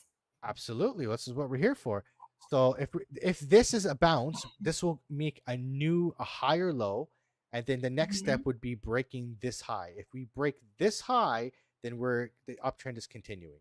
And So, if we double top, we're basically McDonald's. and a We're double going back to McDonald's to work. yeah, so we could double top like this where we'll come up here, we'll make a smaller high and then a lower low and then The golden arches. so we could do that. That's a possibility. Uh or we can make a head and shoulders. So we have like, we can have a shoulder here, a head here, we come up, make the next shoulder and then down right? So that's a possibility. How do you try to predict which of these scenarios will occur? Do you just wait until it makes a move towards one of these possibilities and then catch the wave? Is that kind of what you're saying? So learning the type of trading patterns is very important. So once you get a grasp of what they can make, I'm playing with ideas. I don't know what's going to make a head and shoulders. I'm thinking it could, right? Right. So as I see this Yeah. now come up, and it's just, if it starts to round out or kind of stall out here, then I'm like, okay, it's leading me to think that the head and shoulders could happen. But Yeah. I'm also on the other like this is why you could be open minded. Like on the other hand, it's like okay, we can break this high and this could just be a higher low, a swing. But I'm not. It's too risky to get in now because I don't Okay. have confirmation of this happening. So what if we do not cross here and break this high, then I have to reserve that we're going to make a Assume head and that. shoulders, right? Yeah. And then Yeah. you'll see the momentum stall out in the MACD, the stochastic RSI, the RSI. You'll start to see it stall out. Right now, the momentum was to the downside. Now, if the next day or two are green candles, then this is going to start to curl back up again, and then Mhm. this might be the start of another wave. So this is why we got to be patient, and this is where I think the market is really just waiting for the rate cuts tomorrow. Everyone's like, Yeah. okay, we don't know what's going to happen. I think it's going to be a Yeah. pretty volatile day because you're going to have people on both sides of the coin, people thinking, oh, we're going to Thinking. dump. Oh, we're going to, oh, Yeah. rate cuts are going to, so it's going to be a battle between the bull and the It's bears just gonna tomorrow. chop all day, So, probably. some people are going to trade that and they want to trade that. I'm not one to trade that. Oh, I'm gonna be in there. That's when I made most of my money, and it was when I first got on Robinhood after GameStop. I hate Robinhood because they halted trading on GameStop. I probably would be a multimillionaire right now if they hadn't. So my personal mission is to help DeFi app overtake Robinhood or buy them out or in some way just harm the people there who made that decision. But I was trading those moves, especially on like Litecoin. They were just almost predictable, right? You could get in and out in 5 minutes. And Well, if you you're going can. with a little bit of size, you're making a couple $100 on every move. Well, you can do something like you can trade small time frames. Like sometimes what I like to do sometimes I go down to the minute chart.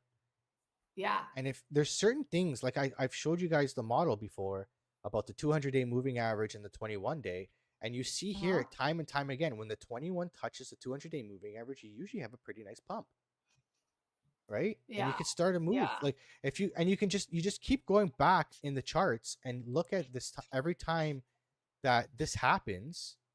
You look at when the 21 crosses the 200. 21 crosses the 200. Look at this massive pump. It never came back to the 200. Yeah. We haven't touched the 200 Then all the way till touched here. it. Yeah. So that Okay. so you can even trade stuff like that. You can get it in the 1 minute chart and you can do something like this. When the 1 minute, here, let me get rid of this. I'm going to show you how you start it. So you look at the 1 minute. You look at the stochastic RSI and you look at the RSI. The 21 is coming up to the 200. So we can already forecast, okay, I'm thinking it's going to cross. Then you got to ask yourself, is the stochastic RSI curling up or not? So we could have waited to here. It crossed and the RSI was coming down and same with the stochastic. And you wait for the curl up. And then you get it. Once we get the curl up, see, look at the curl up was right at this big green candle. Yeah. You could have got in here and rode this all the way up here. And you could have just done a long position like this. You could have done, you got in, even if you missed this, you just got in right in this candle. And you could put your stop loss below the 200-day moving average of the 1 minute. You don't have to put a take profit because we don't know where this is going to go, right? And what you can do is once you're in the trade, you start moving your stop loss up. So as this starts pumping up, you can move your stop loss to here.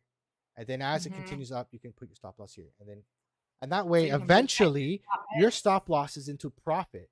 So now you're just riding the wave until the momentum slows down. And eventually, you're going to get stopped out. But eventually, you're going to get stopped out into profit. That's how you trade this small time. You want to get in and out. Just do that, rinse and repeat over and over. And the 21 crossing the 200 is usually a good indicator as long as the stochastic RSI and the RSI are down and curling back up. If you're getting, if the 20, I've noticed, and I've tried this model and it doesn't work. More often than not, you're going to lose when the RSI, stochastic RSI is up here and the 21 crosses the 200. You're going to have a pump, but it's going to fail. It's going to roll over. Makes sense. So those are the things you got to look at if you want to trade small time frames, get in and out, and you can definitely do that. And then you use the 5 minute to, you can move yourself up. The 1 minute you catch the wave, and then you move to the 5 minute, and then 15 minute, and so on and so forth. Yeah. But I'm getting better at that. Using the tools. And that's what it is. Once you start to get it, like you kind of use it, it gives you a little edge. Like again, you're not no one's perfect. I've lost many trades, and it's just my trading has improved. Like I feel like I'm getting free educational content every time we host a podcast. Like this is a value add to my life. I'm getting better, so thank you. Well, thank you for shouting that out, but thank you. I appreciate that. I try. I'm also learning as I'm teaching. Like I am also a student of trading. I'm not a professional trader. We're all always students, and I'm a big proponent of learning out loud so that other people can see the processes and the thought processes that go behind it, see how your predictions play out, and kind of develop their own theses, right? Like if we're all trading off the exact same patterns and ideas and everything, I don't know what happens to the markets. So let's take a look at AVAX, because AVAX has been kind of neat because it actually has continued to stay strong. Now, we could have what's called a rising wedge, which could be a reversal pattern. Okay. So this is also, this could be reversal. Oh, so you think it's going to go down? I'm leaning to more yes than no, because again, I told you that, and I told you this before too. Cancel the show. We're never doing this show again. So you never say anything bad about AVAX. I also said that we need to get the 21 moving average back in the price action. We're a little too far from it. Now, again, we could continue. If something is super bullish, it could continue up. So if we make what a rising pennant or rising channel it could reverse Mhm. down. Or if we make a bullish rectangle, the pattern will look more like this. It'll look more like a rectangle like The that, right? range will be bigger going Yeah, up yeah, yeah. as opposed to narrowing. But if we get into, usually when you get into a bullish rectangle from an uptrend, it's a continuation, so it'll continue to the upside. So Okay. what we could do is we can kind of go sideways or like this until the 21 catches and pop up. But I am seeing the stochastic RSI is up here, and same with the RSIs up here. You're starting to Yeah. see the MACD slow down in bullish momentum. Yeah. And as you see in previous times that this happens, we do have a little bit of a pullback. I'm going So to close my long right now. I'm not ignoring you. no, you're cool. You're cool. And then like we can move down the time frames and see what the 4 hour looks like it's starting to curl down and come down. So again, I just think we could come down a little bit. We can even just go sideways. We can go going sideways will also reset the stochastic RSI. We can bounce in this channel for a while, and this will go down and reset like that. That's If also a you're not getting possibility. trading information in the moment while you're trading, like you're behind. If you're watching CNBC and they're, like you have no idea what's going on, but if you watch the adoption podcast, you get out of your trades profitable before it tanks. Absolutely. It's just a small sales promotion for the show. Yeah, and see, even here on the 1 hour, I can't really make a bullpen. It kind of looks like a symmetrical Yeah. triangle, and symmetrical triangles don't really break up super often. They say they're a 50-50 pattern, but I've lost a lot that I've traded, so I stopped trading them. So, Well, you're unlucky and I'm lucky. So abs- I will probably win on those. Tell me when they come. you're more than welcome, sir. I will tell you though, on the hour chart, the stochastic RSI is on the bottom, so we could have a move back up to the top of the channel. Like again, Okay. we're gonna get to a point where things are so bullish where these things won't make sense anymore, because we Yeah. start the parabolic moves and they will just keep ripping, and that's what's gonna catch a lot of traders out, because like you're gonna go to You won't be positioned. you're gonna go to fundamentals, and the fundamentals aren't working because we're just overly bullish. Yeah. So again, AVAX. Blow off tops everywhere. I will tell you though, like when you have coins, after a little bit of a dip and things stay strong, you want to usually be in the coins that are holding up pretty well in a dip. Yeah.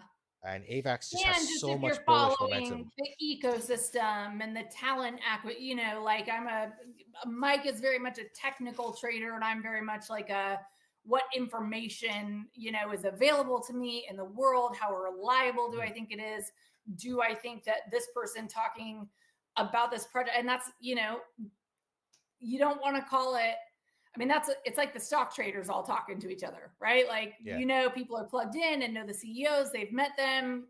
That guy's a drunk. Don't invest in him. That guy's a whatever, like there's some things you just can't know from a chart, So Right. I'm kind of a vibe trader, and I'm trying to mix that more with like fundamentals, technical analysis, and then just increase my win rate, right? Like, Yep. maybe not do so many stupid trades. More knowledge can never hurt.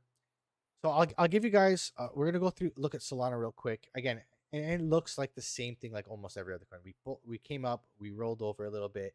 Now the question is this a bounce and we continue the uptrend, or do we continue down, or do we start our first bear flag, which would be something like this? We kind of go up a little bit and then eventually we just come down, right? So Yeah. that's what we gotta watch. I'm watching the stochastic RSI. I'm gonna let this week play out and see how these indicators start to reset, if they reset. But again, I still see Solana could continue all the way up to $282, because the circle here, you can draw a circle, but they haven't really curled over. Like you'll see the moving average started doing this look at the arch almost, and then you can draw that circle and then it'll start to come down. So still bullish on, honestly, the market in general. We just might have maybe a little bit of a down, 5-10% down in the market in the next couple of days into October, and then all of a sudden Q1 starts and we're off to the races again. Like 10% dip in crypto is really not that bad, guys. Like it's nothing compared to 2017. You had more like 20% dips all the way up to the all-time high. Like this has been a pretty sideways. If you zoom out and you look at like this bull market, I remember thinking it was over so many, you're just like, we're done, we're cooked. But if you zoom out in this bull market, it's really just been sideways. It hasn't really been Yeah. crazy. Like it's been a mostly sideways I wonder if market. that means it will be more explosive when the time comes, you Yes. know? Well, that's the thing. If you look at 2017, we're more likely to have something like that because things didn't start to pick up till around this time, till Q4, October, November, Right. December, and it just went absolutely insane.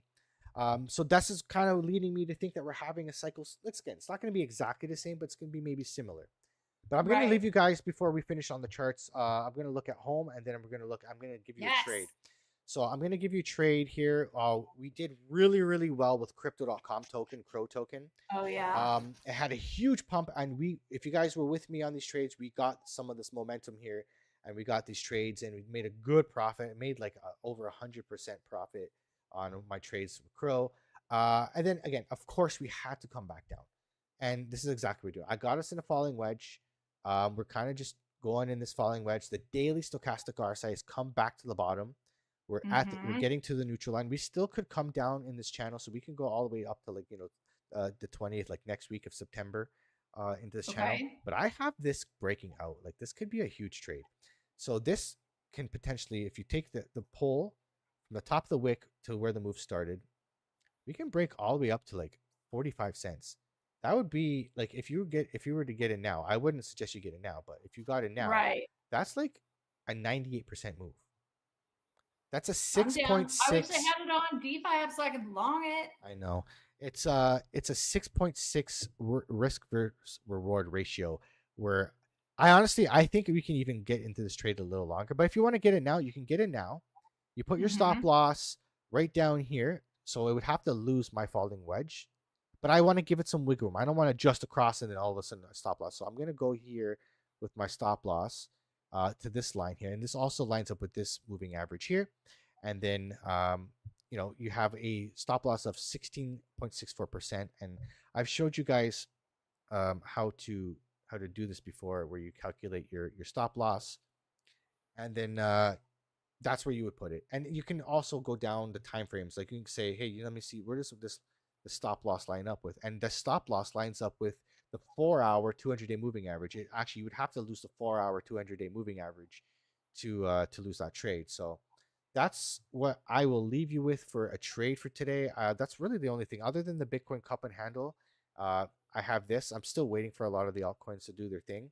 If there's a chart you Yep. guys want me to check out, just drop in chat, and then let's check out home. So yeah, Crow for potentially Yeah, move because up he to can do them 45 cents. tomorrow too. Like he does a whole show. Just to remind everyone, tomorrow is a whole show of like charts, and then he plays video games. Absolutely. And we have like a whole nother day of data. Like it'll be actually nice because like we'll be able to come at the show and decompress after the FOMC meeting and talk about what the hell happened. Yeah. Are we in Valhalla or are we working at McDonald's? Yeah. So Oh, this home, looks nice. I beg to differ. Fish. I beg to differ. Oh, well, Um, it came out of your little falling wedge. it did. Again, falling wedges break out to the upside more often than they don't. I believe it's like a Okay. 64 to 78% chance, which it did. The only thing I was a little bit worried about when I saw home here, it was a double top. You clearly Okay. have a double top here, Okay. and you also have an M pattern, right? So that's what I was a little worried about. I knew this was coming. Like whatever, like we're gonna dump, but like guys, it's not gonna be crazy. Like this is where you want to, Yeah. if you want to get in, you want to buy here, right? Like Yeah. At one of these we're in a levels, bull they're market. doing the buybacks. So This chart this has been a good chart to trade. Honestly, I wish there's perpetuals on this because it reacts very nice to the patterns. Like it'd be a really we're good trade chatting to about getting them on a certain platform. hell yeah. Fingers crossed. So Yeah. again, we look at our stochastic RSI. The daily's coming down the reset, which is fine. We had the M pattern, and we could come back a little bit, or we could have. This is it. This might be the bounce, right? Like just like Cardano, just like all the other coins I showed you, we might be bouncing here. Yeah. So I would just wait for something like this. It would come up.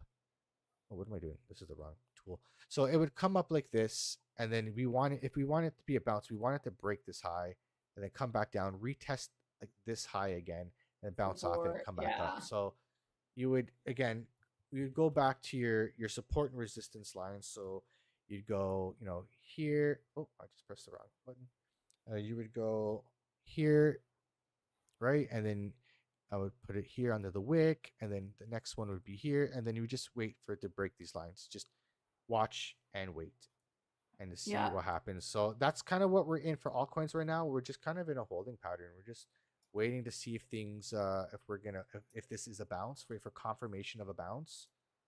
If we do, then you can get back in trading. But I'll be honest with you, if Bitcoin dominance is going back up, Bitcoin's going to be stronger, and the altcoins might get chopped out of altcoin trades. Right. So trading Bitcoin would be more beneficial to you because you'll be more likely to be successful in the trade. But not to say again, if Bitcoin goes up, mostly other things go up too, right? So Yeah. that's totally up to you what you trade. But yeah, that's all I got for today. I think that's pretty much, again, you pretty much see the same thing across all altcoins.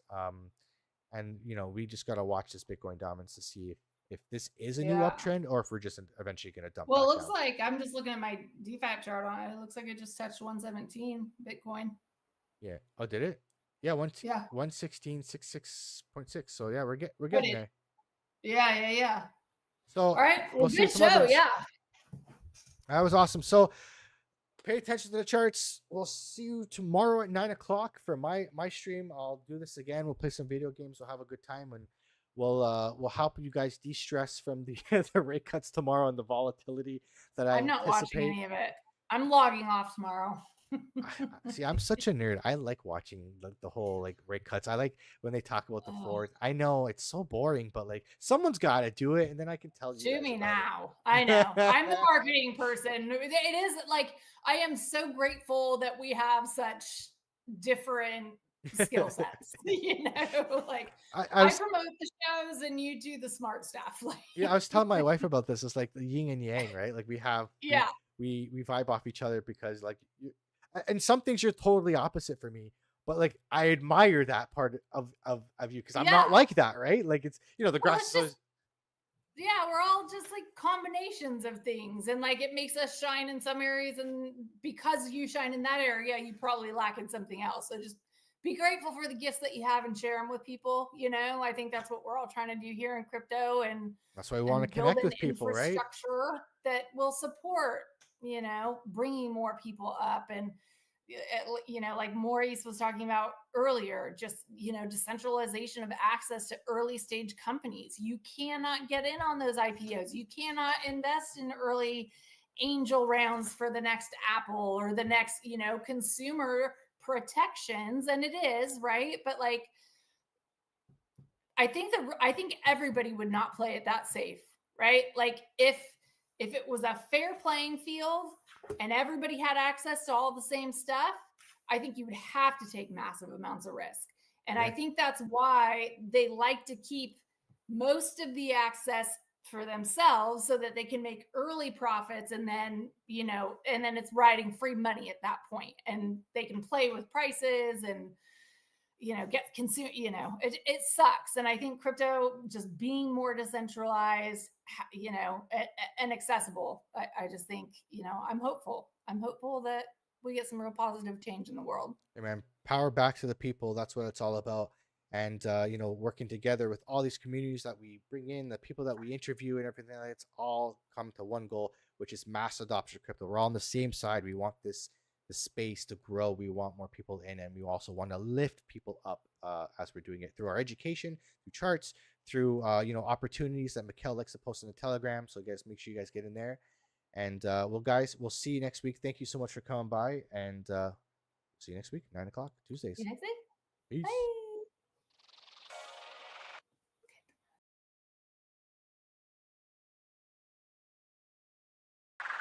Bye.